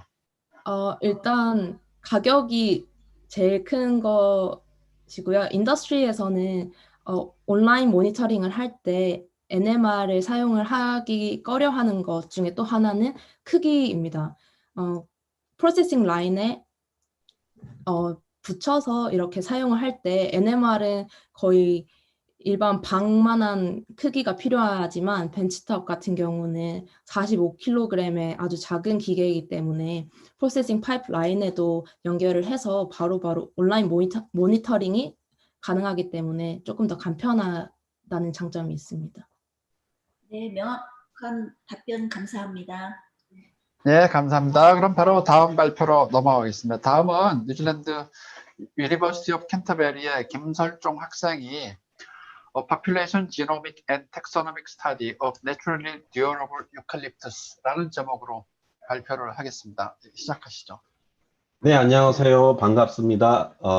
캔터베리 대학교에서 산림유전학 박사를 진행하고 있는 뉴질랜드 카세아 지부의 카세아 뉴질랜드 지부의 김설종입니다. 제가 오늘 발표할 내용은 천년 고강도 유칼립투스 나무의 집단 유전체적 그리고 형태학적 연구를 보여드리려고자 하는데요. 우선 백그라운드부터 먼저 간단히 소개해 드리겠습니다. 뉴질랜드에서는 산림업이 상당히 산업적으로 큰 규모를 차지하고 있는데요. 그 중에서도 이제 라디아타 파인, 그 라디아타 소나무를 주로 키우고 있어요. 근데 이제 90% 이상이 라디아타 소나무만 키우기 때문에 뭐 종 다양성이라든가 그리고 뭐 시장성에 있어서 많은 디스어드밴티지가 있는데요. 그리고 무엇보다도 라디아타 파인은 소프트우드라서 케미칼 처리가 필수적이고요. 그래서 다른 나무에 대한 그런 종을 찾는데 많은 노력을 기울이고 있습니다. 그 중에서도 NZDFI, 그 뉴질랜드 드라이랜드 포레스트 이니시티브가 이 뉴질랜드 나라에 유칼립투스 플란테이션을 만들기 위해서 많은 노력을 기울이고 있는데요. 그 이유인즉슨 이제 유칼립투스는 하드우드이고 상당히 고강도의 그런 스티프니스를 가지고 있기 때문에 화학 처리 및 다른 비용이 들지를 않습니다. 예, 그리고 그 강도가 30% 어느 정도 이상 넘어가면은 시장성이 30% 이상 더 프리미엄을 더 받는 그런 좋은 조건들도 있고요. 그래서 저는 이제 유전체를 사용하는데요. 유전체를 왜 사용하냐 하면은 이제 다 많은 분들이 알다시피 유전 그 DNA에는 많은 집약된 정보를 가지고 있어요.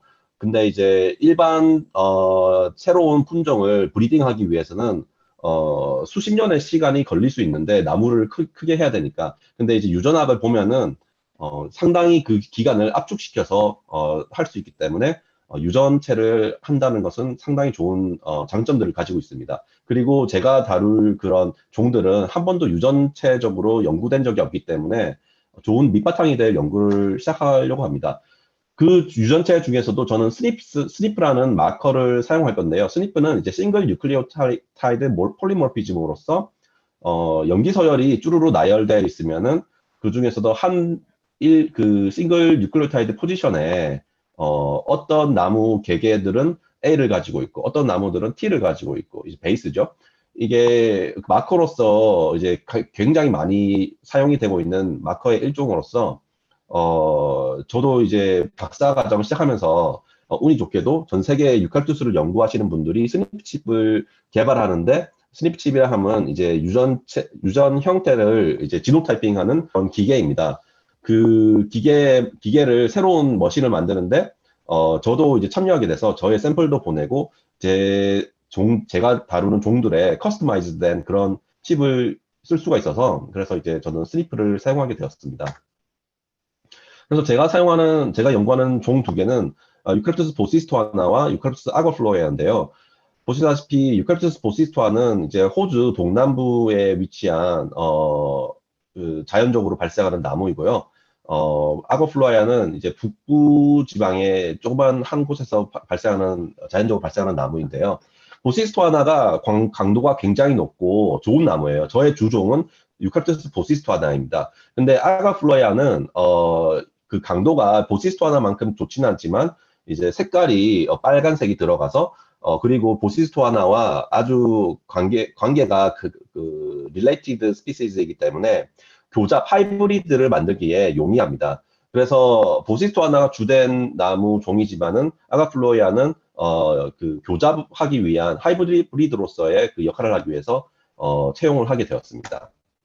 그래서 저의 데이터가 어디서 오느냐 하면은 호주 동남부에 이렇게 쭈루루 나열되어 있는 이런 다양한 곳에서 채취된 보시스토아나 나무들에서 그 씨앗들을 다 가지고 와서 유칼립투스 뉴질랜드 플란테이션을 만들 곳에 다 심었습니다. 여기가 전부 다 이제 건조지대인데요. 건조지대에서 유칼립투스가 잘 자랍니다. 그래서 하나의 지역에서 가져온 한 파퓰레이션에 여러 가지의 패밀리들이 있는데 그것들을 이제 한 플랜테이션마다 뉴질랜드의 플랜테이션마다 수만 그루씩 심어서 이제 한 플랜테이션마다 수십만 그루가 이렇게 자라고 있는데요. 거기서 저는 유칼립투스의 잎을 채취를 해서 이제 그 DNA 익스트랙션을 하고 그것을 지노타이핑을 하고 그렇게 처리하고 있습니다. 저는 총 1,500개가 넘는 인디비주얼들을 사용해서요. 그 중에서 4분의 3 이상이 지금 랩 실험이 완료된 상태인데 지노타이핑이 완료된 상태인데 지금 완전한 데이터가 나오지 않았기 때문에 아날리시스가 컴플리트 되지 않았기 때문에 제가 세웠던 가설들을 배경으로 하나의 챕터에 대해서 설명을 해드리도록 하겠습니다. 여기 보시면은 가운데 빨간 동그라미 안에 길쭉길쭉한 나무 잎을 가진 유칼립투스가 있고요. 바깥에는 동그란 나무 잎을 가지고 있는데 이 둘 다 겉으로 보기에는 완전히 다른 종처럼 보이지만은 동그라미에 있는 안에 있는 나무는 둘 다 이제 보시스토아나 나무예요. 근데 이제 그 가운데 있는 나무 잎이 사실 아가플로이아와 닮았다고 해서 지역에 있는 저기 포레스터들이 굉장히 혼동을 가지고 있어요. 그래서 이런 문제를 풀기 위해서 제가 지금 연구를 진행하고 있는데요. 가설들을 제가 세웠어요. 이게 과연 첫 번째 가설은 이게 과연 정말 처음부터 저런 그 탁소노미컬리 컨퓨징하는 스피시즈가 과연 처음부터 교잡된 종인지 아니면은 이게 그 피노티픽 플라스티시티를 가지고 있는 유칼립투스 보시스토아나였던지 아니면은 사람의 실수로 미스라벨링이나 미스아이덴티피케이션을 통해서 잘못 심은 것인지 그런 가설들을 세우고 한번 연구를 진행하고 있습니다. 그래서 제가 유칼립투스 나무에 그 A 종이 아가플로이하고 B 종이 보시스토아나 치면은 A와 B에서 둘 다 잎을 그 샘플들을 많이 해가지고 지노타이핑을 다 합니다. 그리고 이런 스트럭처 그 분석을 통해서 한 유전자형이 완전히 보시스토아나와 같다면은 PB, 완전히 A 종과 같다면은 PA, 그리고 유전자형이 좀 믹스되었다 그러면은 하이브리다이제이션 이런 식으로 이제 결과를 내고 있고요. 만약에 그런 그 deviating population이 유전자형이 완전 PB와 같다. 그러면은 이거는 phenotypic plasticity였다. 그리고 완전히 A나 완전히 다른 종이다. 그러면은 인간의 실수로 만들어진 그 미스아이덴티피케이션이나 미스라벨링이다라는 거고요. 그 지노타입 연구와 더불어 이제 텍소노미 연구도 같이 진행 중인데요. 이제 유전 그 형태학적인 이런 비교를 통해 가지고 똑같은 실험을 합니다. 그래서 PCA 결과들을 내서 이게 또 PB와 같다 이러면은 하이브리다이제이션 또는 또 애매한 곳에 있다 이러면은 피노티픽 플라스티시티 이게 완전히 PA나 완전히 다른 종이다 이러면은 사람의 실수로 이렇게 간주해서 진행을 하고 있습니다. 이게 실제로 제가 진행하고 있는 연구 데이터가 보이는 모습이고요. 여기까지 발표를 하겠습니다. 감사합니다. 네, 감사합니다. 지금 텍스트로 들어온 질문은 없는데요. 그 시간이 다 돼서 바로 다음 발표로 넘어가겠습니다. 고맙습니다. 다음은 퀸슬랜드 지부 순서입니다. 그 유니버시티 오브 퀸슬랜드의 추연일 학생이 우선 퀸슬랜드 지부에 대해서 간단히 소개를 하고 그 다음에 Development of Offshore Fish Cage Design이라는 제목으로 연구 발표를 하겠습니다. 네, 발표해 주시죠. 네, 잘 들리십니까? 네네. 예. 안녕하십니까. 카세아 퀸즐랜드 지부 소개를 맡은 추현일입니다. 저희 퀸즐랜드 지부는 2012년 강승하 박사님이 초대 지부장으로 하여 설립되었습니다. 그 이후로 2대 닥터 브라이언 리 그리고 현재까지 재임 중이신 3대 배준섭 박사님이 지부장직을 맡고 계십니다. 그리고 2019년에 퀸즐랜드 대학 내에 챕터가 만들어지면서 지금까지 5명의 카운슬 멤버와 약 20명의 연구원 및 석박사 과정 학생들이 활동하고 있습니다. 최근 지부 활동 사항으로 2018년에 브리즈번에서 아시아 코리안 컨퍼런스 및 제2회 영 프로페셔널 포럼을 주최하였습니다. 그리고 같은 해에 한국과기총 후원으로 첫 번째 트랙 1 프로그램인 현장 방문, 인적 교류 및 멘토링 사업을 지원하였고 두 번째 트랙 1 프로그램으로 제호 차세대 한국과학 기술 발전 리더를 위한 교류 협력 사업을 지원하였습니다. 그리고 2019년에 동일 프로그램으로 호주 현지 전문가와 인적 교류 및 워크숍을 참여하는 사업을 지원하였습니다. 그리고 가장 최근으로는 2010년 10월에 Robotics and Application in Deep Learning 분야를 소개하는 웨비나를 주최하였습니다. 이상 지부 소개를 마치고 저의 박사과정 연구 발표를 하겠습니다. 간략하게 제 소개를 더하자면 저는 2007년에 서울대학교에서 조선해양공학을 마치고 같은 해에 DMVGL이라는 선구협회에 소속되어서 선박 및 해양 구조물에 대한 도면 승인 업무를 약 11년간 해왔습니다. 그러던 중에 이제 2017년에 불어닥친 세계 조선 위기의 여파로 안타깝게 몸담고 있던 이제 직장을 그만두게 되었습니다. 그리고 그 이후 이제 엔지니어링 실무보다는 연구 개발에 대한 열망이 있어서 잠시나마 연구소에서 연구원으로도 근무하였습니다. 이제 그러던 중에 제가 이제 청년 시절에 한 1년 정도 여행을 다녔던 아름다운 호주에 대한 동경으로 기술 이민을 생각하게 되었고, 운 좋게도 이제 퀸즐랜드 주정부로부터 초대장을 받았습니다. 그래야 2018년 3월에 가족과 함께 이제 호주로 이민을 오게 되었습니다. 그리고 현재는 유니버시티 오브 퀸즐랜드에서 시빌 엔지니어링 박사 과정을 하면서 부족한 저를 이제 돌이켜보고 또 연구 개발에 대한 열정을 조금 늦은 나이지만 미련없이 쏟고 있습니다. 오늘 제가 소개드릴 저희 박사 연구 과제는 옵쇼 피쉬 케이지 디자인의 개발입니다. 쉽게 말씀드리면 먼 바다에서 물고기를 양식할 수 있는 부유식 구조물을 연구 개발하는 것입니다. 현재 우리 밥상에 올라오는 약 60%의 물고기는 양식된 물고기입니다. 그리고 특히나 고단백질, 고부하가치 어종인 연어 양식에 대한 수요가 기하급수적으로 늘고 있습니다. 근데 허나 대부분의 연어들이 좁고 가까운 바다에서 양식되기 때문에 위치 선점을 위한 경쟁이 치열하고 한정된 공간의 대량 양식으로 인한 피해가 심각합니다. 특히 양식 과정에서 처리되지 않은 잔재물들로 인한 해양 오염이 심각하고, 오염된 환경에서 발생되는 기생충 및 전염병으로 인해 해양 생태계가 위협받고 있습니다. 그래야 그 대안으로 양식 가능 면적이 넓고 자정작용이 뛰어난 먼 바다, 소위 말하는 옵쇼를 개발하자는 목소리가 점차 높아지고 있습니다. 허나 옵쇼 사이트는 파도가 거칠고 육상으로부터 설비 및 전원 공급이 어려우며 물개나 상어와 같은 천적으로부터 어종을 보호해야 하는 어려움이 있습니다. 지금 보시는 비디오는 현재 개발 중인 호주 타스마니아 섬 남쪽에 위치하고 있는 옵쇼 양식장의 모습입니다. 보시는 바와 같이 맑은 날씨임에도 불구하고 파도가 상당히 거친 것을 보실 수 있습니다.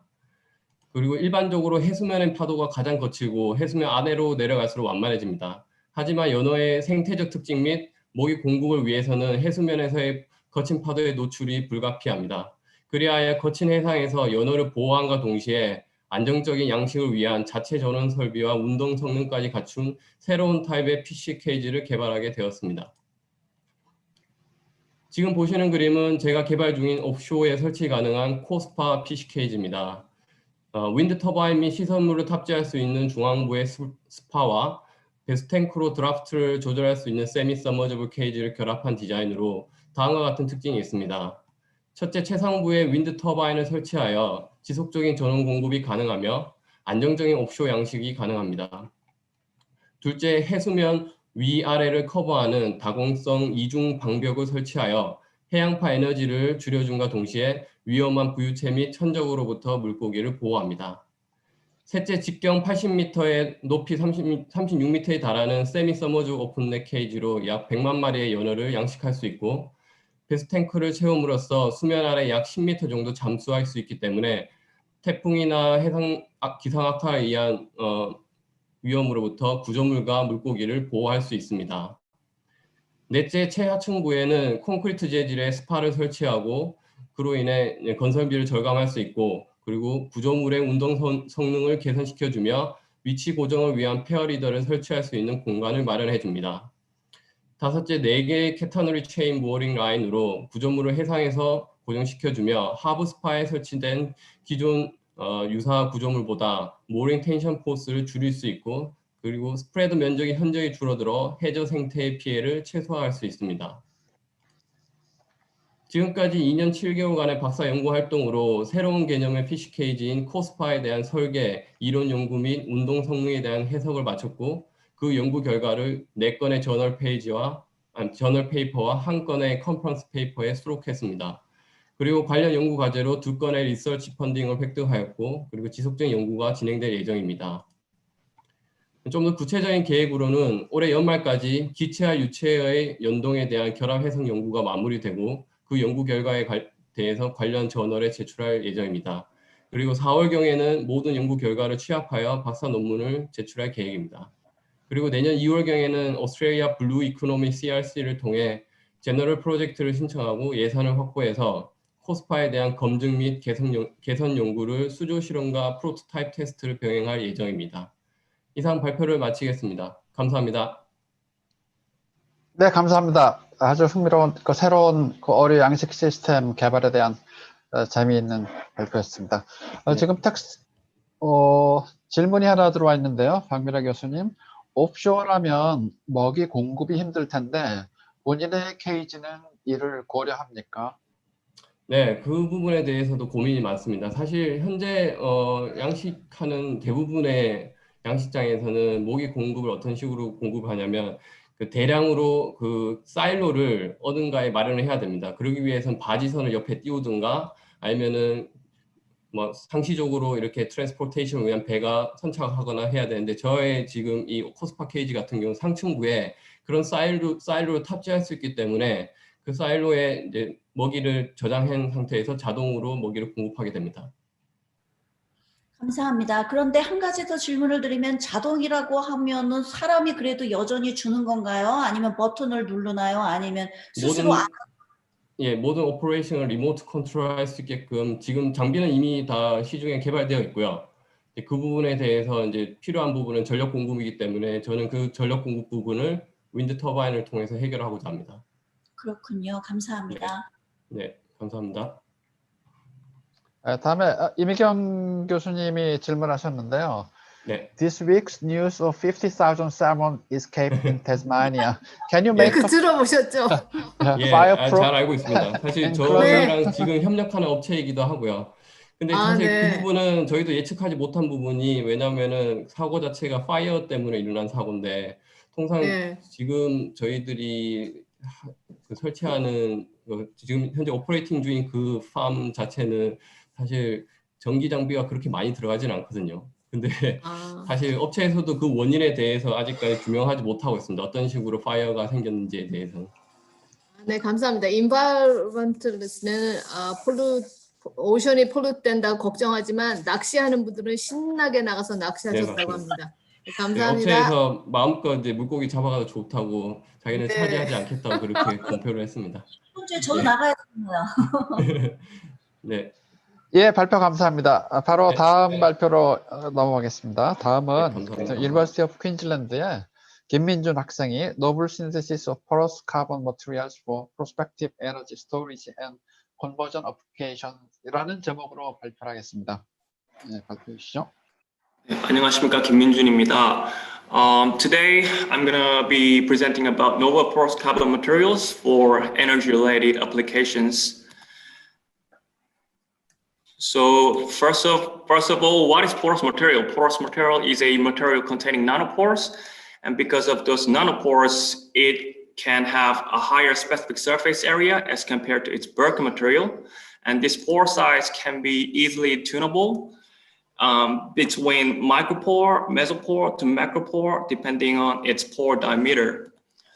And porous material can be used for various applications as shown here, for example. But today I'm going to be mainly talking about energy-related applications, especially supercapacitor and fuel cells. Today, carbon materials are of significant attention because of various advantages such as high structure strength and lightweight, electrical conductivity, and chemical inertness. However, it's still quite expensive and its mass production is still difficult. And especially it bears morphological limitations when it comes to electrode material because of serious segregation and risk stacking. Alternatively, our group came up with microporous multi-ride carbon, which is obtained by direct pyrolysis of a porous material known as meta-organic framework. However, multi-ride carbon itself also has its own limitation despite of high specific surface area and maximizing contact area, which is highly restricted division of electrolyte ions and other chemicals involved in electrochemical reactions. Therefore, it largely limits electrochemical performance, and then therefore there is need to modify its nano-architecture. To achieve modification, we utilized a type of MOF known as ZIP8, and this is microporous material. And on ZIP8, we applied mesostructured polydopamine coating with the help of soft template known as micelle. And then pyrolysis of this coated ZIP8 will give rise to hierarchically porous carbon, which contains not only microporous, but also mesopore and macropore. So from transmission electron microscope image, we can see obvious morphology shift from non-coated ZIP8 to coated ZIP8, and pyrolysis of each material will give rise to carbon materials of different porosity. So ZIP8 will result in microporous carbon denoted as MPC, and coated ZIP8 will give rise to hierarchically porous carbon denoted as HPC here. So after pyrolysis, HPC has significantly lower specific surface area as compared to MPC, largely because of reduced micropore, but increased mesopore. And that leads to a higher diffusion efficiency when it's used as supercapacitor electrode at such high scan rates as compared to MPC. And it's especially interesting because HPC has lower specific surface area than MPC, but still giving rise to higher specific capacitance. And it can be further visualized by specific capacitance retention rate. HPC can retain much higher capacitance at higher scan rate as compared to MPC, further advocating the importance of porosity in diffusion efficiency. So using that HPC as a carbon framework, we further modified it with ion doping to obtain highly active ORR catalyst.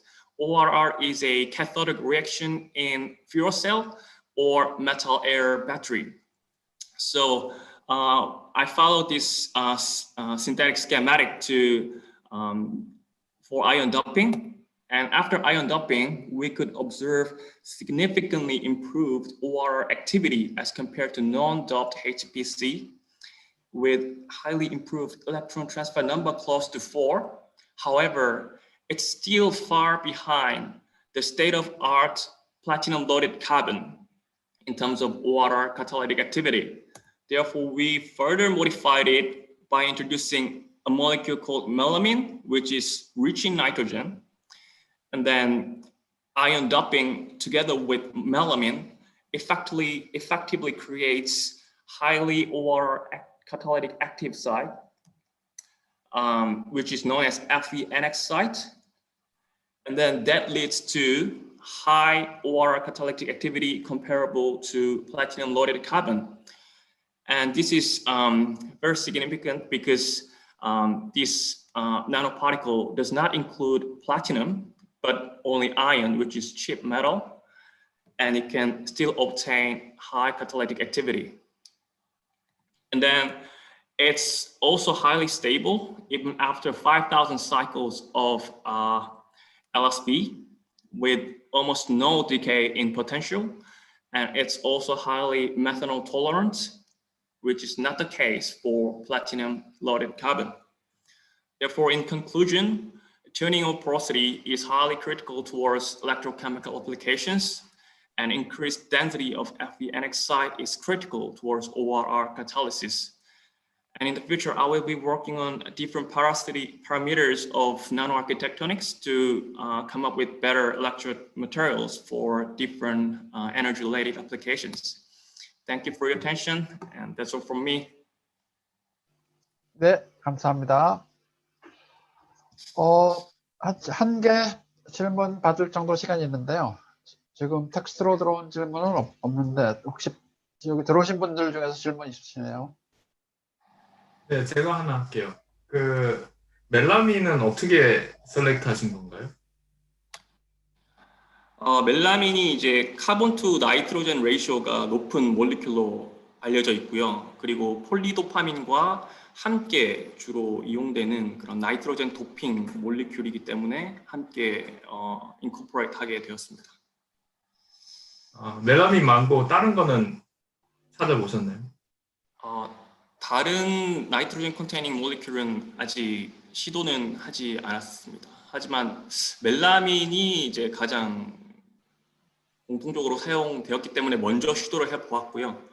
앞으로 또 다른 나이트로젠 컨테이닝 오르가닉 모레큘로 이제 사용해 보면 좋을 것 같습니다. 네, 알겠습니다. 감사합니다. 네, 감사합니다. 그럼 다음 발표로 넘어가겠습니다. 다음은 유니버시티 오브 타즈마니아의 윤희문 학생입니다. 타즈마니아는 아직 카세아 지부는 아니지만 똘똘 뭉쳐서 좋은 활동을 하고 있는 걸로 알고 있습니다. 그래서 이해부 학생이 먼저 타스마니아에 대해서 짧게 소개를 해주시고 그 다음에 Developing Mouse Brain Atlas Using Deep Learning이라는 제목으로 연구 발표를 하겠습니다. 네, 시작하시죠. 네, 안녕하세요. 잘 들리나요? 네네. 네, 화면도 잘 공유되고 있나요? 네네, 다 잘 네, 보입니다. 그러면은 발표를 시작하도록 하겠습니다. 잠시만요. 네, 안녕하세요. 저는 호주 타즈메니아에 위치한 유니버시티 오브 타즈메니아에서 인포메이션 앤 커뮤니케이션 테크놀로지 마스터 과정을 하고 있는 윤희문이라고 합니다. 우선 카세아에서 스튜던트 피칭 컴피티션에 참여하게 되어 영광이고 이 자리를 마련해 주신 박사님들께 감사의 말씀을 드리고 싶습니다. 현재 타즈메니아는 카세아의 브랜치가 아직은 아니지만 세우는 데 진행 중에 있고요. 타즈메니아 대학교에는 ICT 학과에는 이렇게 세 분의 한국인 교수님들이 계십니다. 우선 강병호 교수님이 헤드로 ICT 학과에 계시고요. 염순자 교수님이 계시고요. 박미라 교수님도 계십니다. 네, 저는 이제 마스터 스튜던트로 이제 ICT에서 공부를 하고 있고요. 윤희문이라고 합니다. 과거에는 한국 홍실대학교에서 바첼러를 하였습니다. 네, 지부 소개를 이렇게 마치고 발표를 바로 진행하도록 하겠습니다. 네, 저의 연구 주제는 딥러닝을 활용한 마우스 브레인 아틀라스의 개발입니다. 참여 기관으로는 유니버시티 오브 타즈메니아에 위치한 ICT 학과와 위킹 센터로 불리는 치매 연구 기관이 참여하였습니다. 저는 발표자 윤희문이라고 합니다. 쥐의 뇌는 많은 임상실험 연구에 활용되고 있습니다. 쥐는 인간과 80% 이상의 유전자를 공유하고 있기 때문에 쥐를 이용한 실험의 결과는 인간에게도 유효하게 작용합니다. 좌측 상단에 나타난 브레인 이미지는 알츠하이머에 걸린 쥐의 뇌를 스캔한 사진입니다. 우측 상단에는 브레인 아틀라스의 템플릿이 있습니다. 이는 브레인 이미지의 각 부분에 대한 경계와 이름을 담고 있는데 브레인 아틀라스 개발은 브레인 분석을 위해 반드시 필요한 작업입니다. 하지만 브레인 이미지 자체가 가지고 있는 불규칙성이 있어서 브레인 아틀라스를 개발하는 것에는 어려움이 있습니다. 좌측 하단에 제시된 사진처럼 같은 브레인 섹션을 촬영한 사진이더라도 개체마다 뇌의 모양이나 크기, 위치가 조금씩 다르고 촬영 환경에 따라서 각도나 밝기와 같은 이미지 자체 내에 불규칙성이 있습니다. 하지만 우측 하단에 보이시는 딥 뉴럴 네트워크와 같은 딥러닝 기술이 발달하면서 위에서 제시된 한계들을 넘어 빠르고 정확한 분석을 할 수 있게 되었습니다. 따라서 우리의 연구 목표는 불규칙한 브레인 이미지에서 브레인 아틀라스를 개발하는 것으로 정하였습니다. 네, 본격적인 연구에 앞서 관련 연구들을 살펴보았습니다. 첫 번째 괄호 A의 사진은 간소화된 브레인 아틀라스 템플릿을 활용해 실제 현미경 이미지를 수동으로 어노테이션하는 모습입니다. 보시다시피 브레인 이미지와 템플릿 이미지 간에 큰 차이가 있어서 정확한 어노테이션은 한계가 있습니다.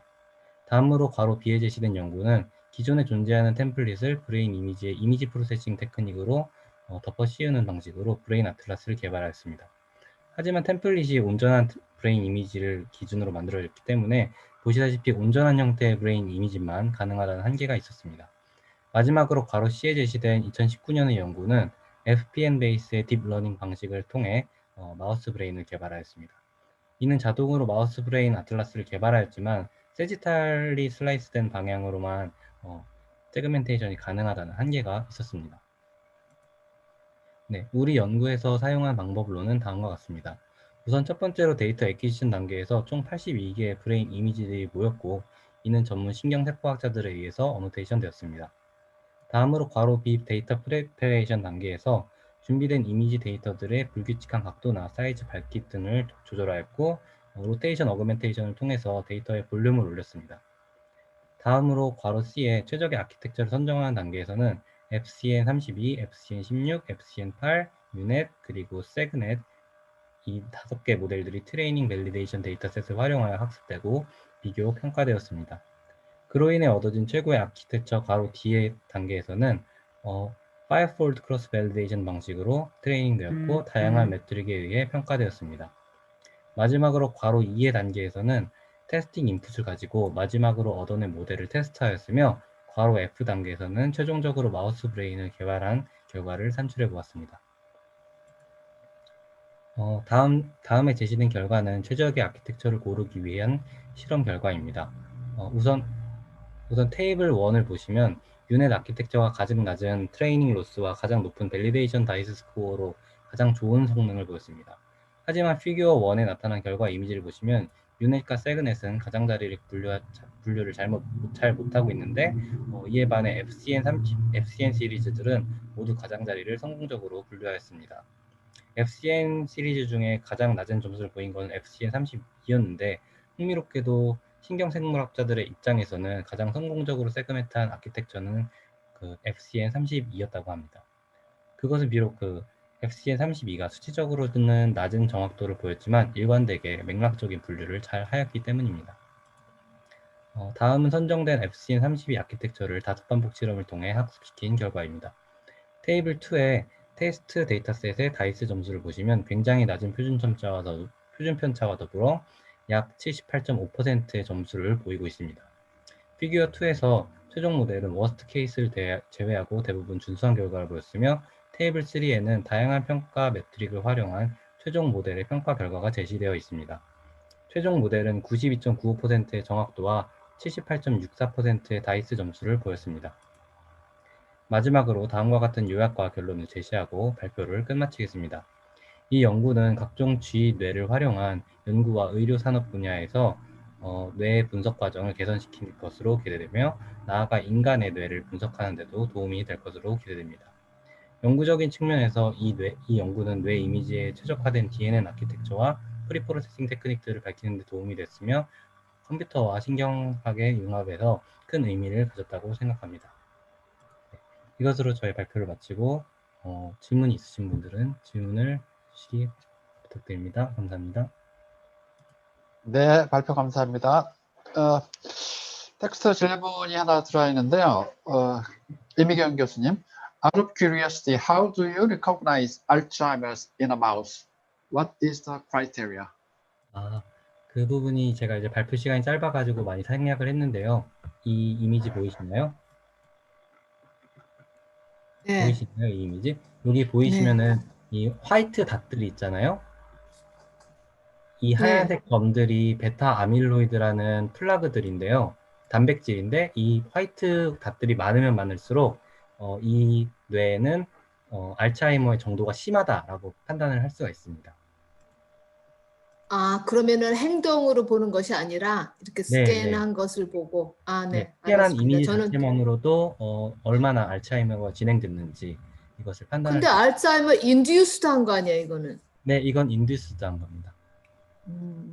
그래서 실제로 진단에서 활용할 때는 인듀스드 된 게 아니라 자연적으로 알츠하이머 있는 사람의 뇌를 스캔하면은 이런 식으로 화이트 닷이 많은 것을 볼 수가 있거든요. 아, 그래서 컴패리슨 하는군요. 네, 네, 맞습니다. 알았습니다. 감사합니다. 네.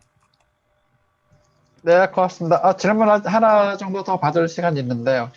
네, 가능합니다. 여기 계신 분들 중에서 질문 있으시면 해주시죠. 예, 짧은 질문인데요. 그 트레이닝 데이터셋 그 퍼센티지가 어떻게 돼요? 70%입니다. 70%를 트레이닝해서 그러면 네. 테스팅은 30%를 쓰는 거예요?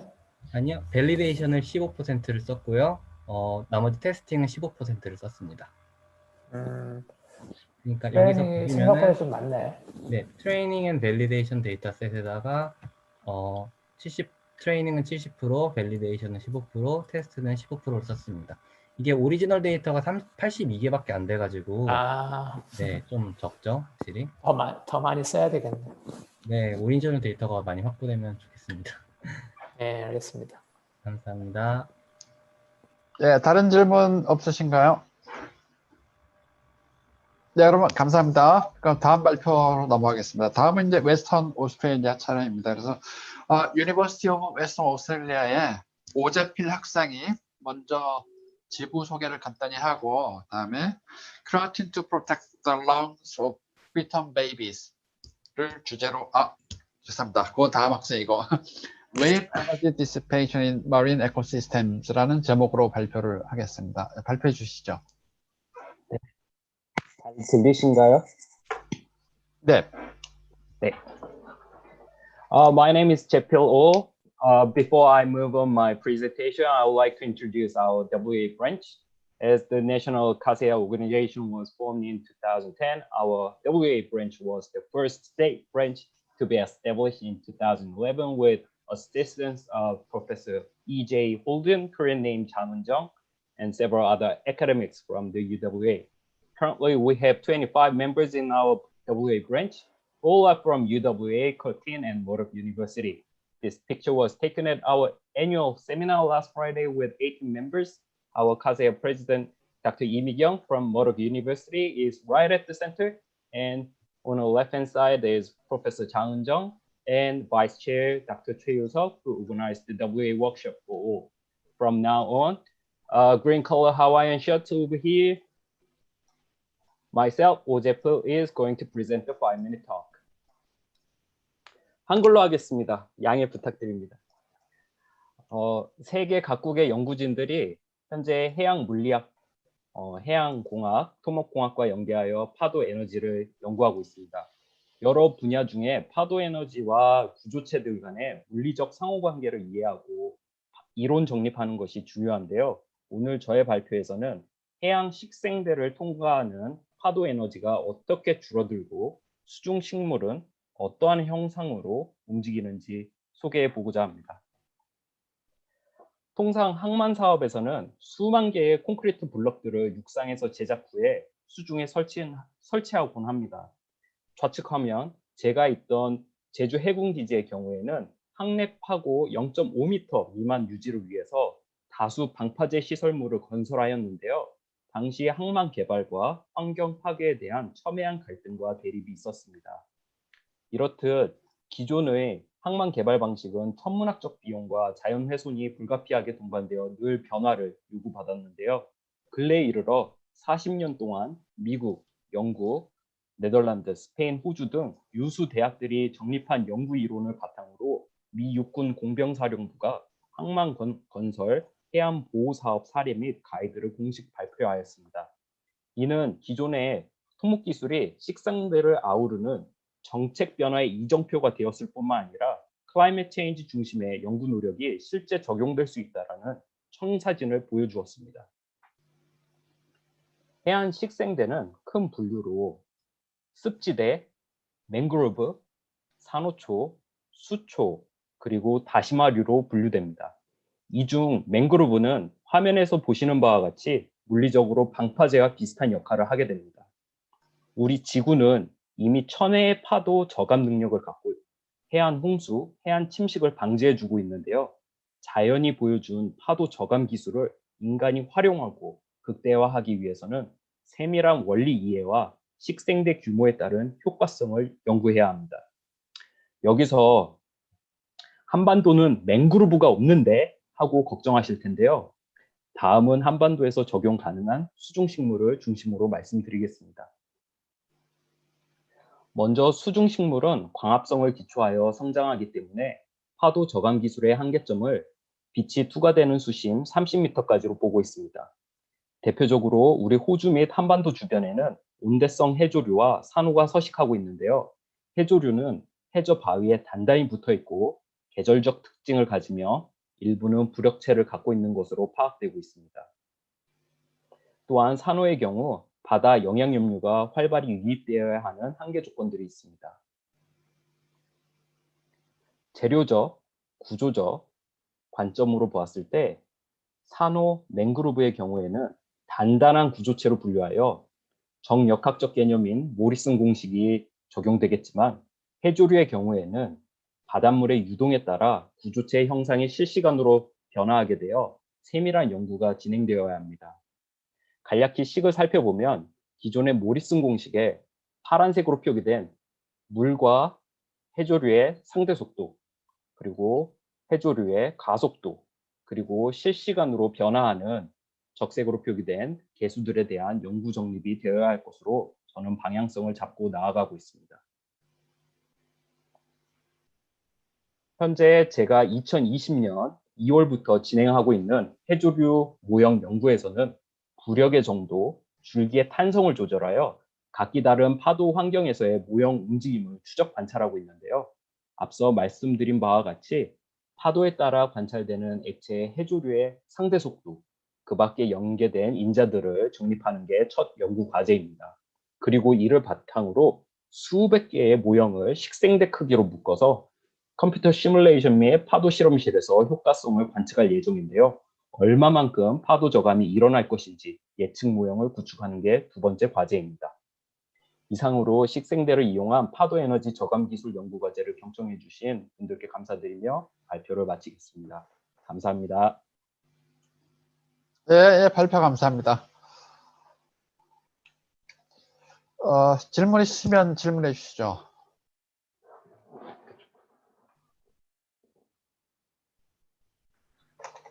제가 그럼 한 가지 질문을 드릴까요? 저는 이 분야에 대해서는 잘 모르지만 지금 보기에는 우리가 산에 나무 심는 것만 중요한 게 아니라 바다의 식물을 보호하는 것도 굉장히 중요하네요. 네, 맞습니다.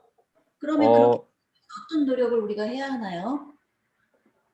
사실은 아까 말씀드린 항만공사 개발을 할 때 보면은 모든 식생대를 다 제거를 하고 그 위에 기초를 세우고 그 다음에 중량 콘크리트를 올리게 됩니다. 근데 저희가 대한민국도 그러고 많은 선진국들이 환경영향 평가를 통해 가지고 그런 식생대를 훼손하는 거를 지금 최소화하는 거를 정책으로 지금 1번 정책으로 이제 보호 정책을 지금 실행하고 있고요. 두 번째로는 각각 많은 공동체들, 연구진들, 그다음에 우리 시민들이 식생대가 소중하다. 이 부분은 우리가 후손들에게 남겨야 될 몫들이 어느 정도는 있다. 그러한 가치들을 찾는 게 좀 중요한 부분이라고 생각됩니다. 네, 감사합니다. 한 가지 더 질문은 호주에서는 그 산호들을 유지하려고 하는 그 노력도 굉장히 많이 하고 있는데 이 산호들도 이 역할을 해줄 수 있을까요? 네, 산호에 의한 그 파도 저감 기술은 2004년에 스탠포드에서 활발히 연구가 되었고 지금 현재 각 나라 선진국 해양공학 팀들이 많이 연구를 하고 있습니다. 맹그로브 다음으로 제일 파도 저감 기술에 좋은 식생대가 산호초입니다. 그래서 산호초에 대한 가치는 점점 더 커져가고 있습니다. 네, 중요한 정보 감사합니다.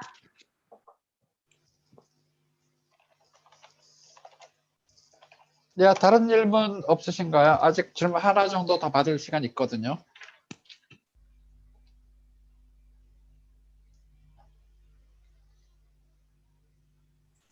제가 그럼 하나 할게요. 네, 저 뉴질랜드에는 그 켈프가 엄청 바다에 가면 많이 있는데요. 그 아까 말씀하신 이 모델이랑 이런 게 나와서 분석을 해서 이제 켈프가 중요하다는 것을 인식을 하면은 켈프의 뭐 이렇게 포퓰레이션이나 아니면은 켈프의 덴시티를 이렇게 인크리스 할 수 있는 방법이 있나요? 아, 네. 켈프는 정확히 식물은 아니고 이 조류과 식생대입니다. 그래서 켈프를 좀 더 많은 덴스하게 좀 이제 많이 가져가기 위해서는 그 식생대의 조건에 맞게끔 뭐 수온도 잘 확인을 해야 되고요. 그 다음에 너무 조류가 세지 않아야 되는 그런 한계 조건들을 잘 검토를 해봐야 됩니다. 아마도 뉴질랜드는 지금 시내에서 올라오는 한류성 지금 해류들이 많이 들어가기 때문에 켈프가 성장하기에 최적의 조건이라고 생각됩니다. 네, 알겠습니다. 감사합니다. 네, 발표 감사합니다. 그러면 오늘의 마지막 발표 순서입니다. 그 University of Western Australia의 최영현 학생이 Creatine to Protect the Lungs of Preterm Babies라는 제목으로 발표를 하시겠습니다. 네, 발표해 주세요. 네, 저기 잠시 다른 분, 네, 저 제가 쉐어링. 끌게요.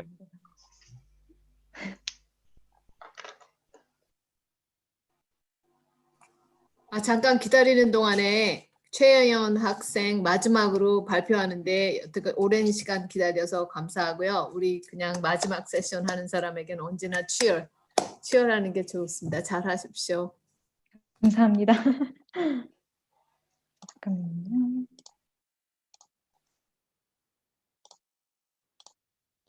보이시나요? 네. 그러면 시작하겠습니다. So thank you for the introduction. So I'll be doing my presentation in English. So before I start, I wanted to ask, does anyone know someone that was born preterm, whether it be a friend or a relative? So preterm birth is defined as birth before 37 weeks gestation when the full term is 40 weeks. Globally, more than 15 million babies are born too early every year, which means about 1 in 10 babies are born preterm, and this rate is increasing. This is a huge concern as prematurity is the leading cause of death in children under the age of 5, and many survivors face a lifetime of disabilities and physical limitations. With that, I would like to introduce you to Ivy. So Ivy was only born at 27 weeks and weighed 700 grams at birth. And because she was born so early, she couldn't breathe by herself as her immature lungs weren't ready to support her. She was immediately admitted to the NICU, where she was put on a mechanical ventilator to do the breathing for her. She was given extra oxygen and also surfactant, the liquid that lines the inside of the lungs to make it easier to breathe, which her body couldn't produce because she was born too early. This is a mechanical ventilator, by the way. However, while all these procedures are necessary to keep Ivy alive, just having a tube down the airway causes inflammation and tissue injury in her delicate lungs. And on top of that, high oxygen concentrations is detrimental as highly reactive oxygen molecules can cause tissue injuries. So together, inflammation and oxidative damage disrupts the normal lung development, leading to the development of chronic lung disease called bronchopulmonary dysplasia. So here we have a cross-section of a lung from a term baby on the left and a preterm baby with the chronic lung disease at the same age. So as you can see here in the preterm lungs, there is a global simplification of the air spaces, which means that there's less surface area available for efficient transport of oxygen and carbon dioxide. So babies with chronic lung disease are more likely to have trouble breathing, with more frequent trips back to the hospital in the first few years of life. So a recent study here in Perth followed up a group of preterm infants from birth until mid-childhood and measured the lung function. So this graph shows a predicted airway function on the y-axis as a Z-score. So 0 here denotes the population average in healthy term babies. As you can see in the dotted lines at the top, babies born preterm but without the chronic lung disease have just a slight reduction in lung function during childhood. But what's really concerning are the babies with chronic lung disease on the bottom. There's a progressive accelerated decline in lung function, which means these babies will likely never reach their full lung capacity. They're more likely to feel out of breath during the same exercises as healthy term babies. So it's clear that we need to do something about the lungs of these preterm babies, but there's a limit as to how much we can restore and repair the already damaged lungs after birth, which is why we asked, can we reduce the severity of lung disease by treating the babies before they're born? So to do that, first, it's important to understand when and where the injury first begins. So one of the biggest risk factors for premature birth is infection or inflammation of the membranes surrounding the baby inside the womb. And inflammation of these membranes triggers the release of chemicals that initiates inflammatory response from the baby's own immune system, which disrupts the normal development as the lung has to grow at a time when there's constant injury and repair processes going on. But if we can reduce the damage to the lungs early on, we can give these babies a better chance to survive and hopefully without having the lifelong consequences of early lung injury, which is where creatine comes in. Creatine is an amino acid found naturally in our body and is one of the most popular supplements for its effects in enhancing physical performance. Creatine also has anti-inflammatory and antioxidant properties, meaning that it helps to reduce inflammation and protect our cells against harmful actions of highly reactive oxygen molecules. And previous studies have shown that maternal supplementation of creatine protects the fetal brain, diaphragm, and kidneys against hypoxic insult. But not much has been done in the lungs, which is why for my PhD, I'm investigating whether creatine supplementation during pregnancy can help to protect the baby's lungs against the inflammatory conditions inside the uterus. And to do this, we have established a sheep model of preterm birth, and the results from our preclinical investigation will help to inform development of future clinical trials. But for me, I think the best part about creatine is that it's cheap and accessible. So what we potentially have is a simple, inexpensive therapy that can be given to mothers during pregnancy to protect the baby's lungs so that hopefully when they grow up, they can run around and do everything they want to do without feeling out of breath. Thank you. 예, 발표 감사합니다. 지금 텍스트로 들어온 질문은 없는데요. 여기 들어오신 분들 중에 질문해 주십시오. 네, 제가 질문 하나 할게요. 그 크리에틴이 사이드 이펙트가 뭐가 있죠? Is creatine, can I, so I'll respond in English, sorry, and my Korean is not that great. So creatine is one of the most well-researched supplements because it has been used for a long time in the sports industry and that sector. But there are not many, so thankfully, there are not many side effects of creatine, but some of them include things like water retention, possibly some muscle cramping. But again, I guess in our interest for the whole study, we are putting this, we're, I guess, intending to put this in a pregnant women as well. So of course, one of the things that we have to do before we move on from preclinical to clinical, one of the things that we have to obviously identify is the safety profile of creatine. And if we do, how much do we give and for how long? And obviously establishing that safety profile, especially in the pregnant women population. So that's something that we are trying as well. For our experiments, we're starting with, like, for example, 6 milligrams per kilogram. But I guess this is like a proof of concept study. So we'll see if, if this is safe and whether it actually puts any extra burden on the mother's health. So for example, kidneys, because the creatine is broken down into creatinines, which then have to be excreted through the kidney. So that's some of the things that we're looking at. Yeah, that was what I was worried about, just kidney function. Yeah, exactly. Yeah. Yeah. So that's why, yeah. Sorry, thank you. 네, 제가 알기로는 그 키드니 디지즈나 혹시 다이아베트가 있으면 그 크레아틴은 좀 위험하다고 그러는 경향이 있는 것 같습니다. 그래서 지금 잘 요약해 주셨습니다. 감사합니다. 네, 감사합니다.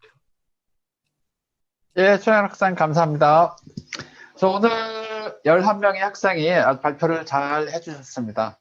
지금 3분 정도 예정 시간보다 초과됐는데 여러 명이 발표해 주셨는데도 모두들 시간도 아주 잘 지켜서 감사합니다. 아주 다양한 흥미로운 연구 발표 잘 해주셨고요. 발표들을 너무 잘해서 오늘 세 분의 심사위원들께서 심사 점수 매기시는데 아주 큰 어려움을 겪으실 것 같습니다. 이제 내일 사이언스 세션에도 들어오셔서 다른 분들의 발표를 들어주시면 고맙겠고요. 그 유튜브를 통해서 이번 세션에 함께 해주신 다른 분들께도 감사드립니다. 그리고 세 분의 심사위원들 물론 감사드리고요. 앞서 말씀드린 대로 내일 클로징 세러머니 때 그 수상자 발표와 시상식이 있을 예정입니다. 그래서 보내드린 그 링크를 통해서 모두들 내일 참석해 주시기 바라고요. 오늘 세션을 마치기 전에 이미경 회장님께서 오늘 발표한 그 학생들에게 그 말씀을 해 주시겠습니다. 회장님. 네, 여러분들 제가 이 세션에 들어와서 느낀 거는 it's intellectually stimulating session 이라고 정말 분야도 다양하고 근데 그 5분이란 짧은 시간 안에 자기가 하는 그 연구를 갖다 이렇게 열심히 잘 발표해 주셔서 너무나 감사드립니다. 앞으로 정말 장래가 창창한 여러분들이시죠. 열심히 연구 마치시고 자기 분야의 전문가가 되기를 저희 모두가 응원드립니다. 그리고 지금 모두 KASEA 멤버이시죠? Yes? No? Yes? 멤버가 되시고 여러분들이 앞으로 KASEA의 장래라고 생각하니까 모두 자기 분야 맞추시고 멤버로 열심히 뛰어주시기 바랍니다. 그리고 내년에 오늘 세션 보니까 너무 좋아서 내년에도 또 이러한 세션 하나 마련하고 저희가 가능하면 스칼러십도 좀 마련하고 PG 학생들을 좀 서포트하는 것을 임원진에서 더욱 논의하겠습니다. 여러분들 감사합니다. 수고하세요. 그리고 내일도 저희 세션 저희 컨퍼런스에 들어와 주시기 바랍니다. 네, 감사합니다. 그리고 1, 2, 3등 지금 굉장히 치열할 텐데 안 되신 분들도 모두 파티시페이션 프라이즈가 있으니까 좀 기쁜 마음일 수 있겠죠. 그래서 모두들 감사드립니다. 그리고 심사위원장님들 또 박혜청 박사님 오늘 늦은 시간까지 수고해 주셔서 너무나 감사드립니다. 네. 네, 이민경 감사합니다. 회장님 감사합니다. 예, 그럼 오늘 이것으로 스튜던트 피칭 컴피티션을 모두 마치겠습니다. 그럼 내일 뵙겠습니다. 감사합니다. 감사합니다. 감사합니다. 네.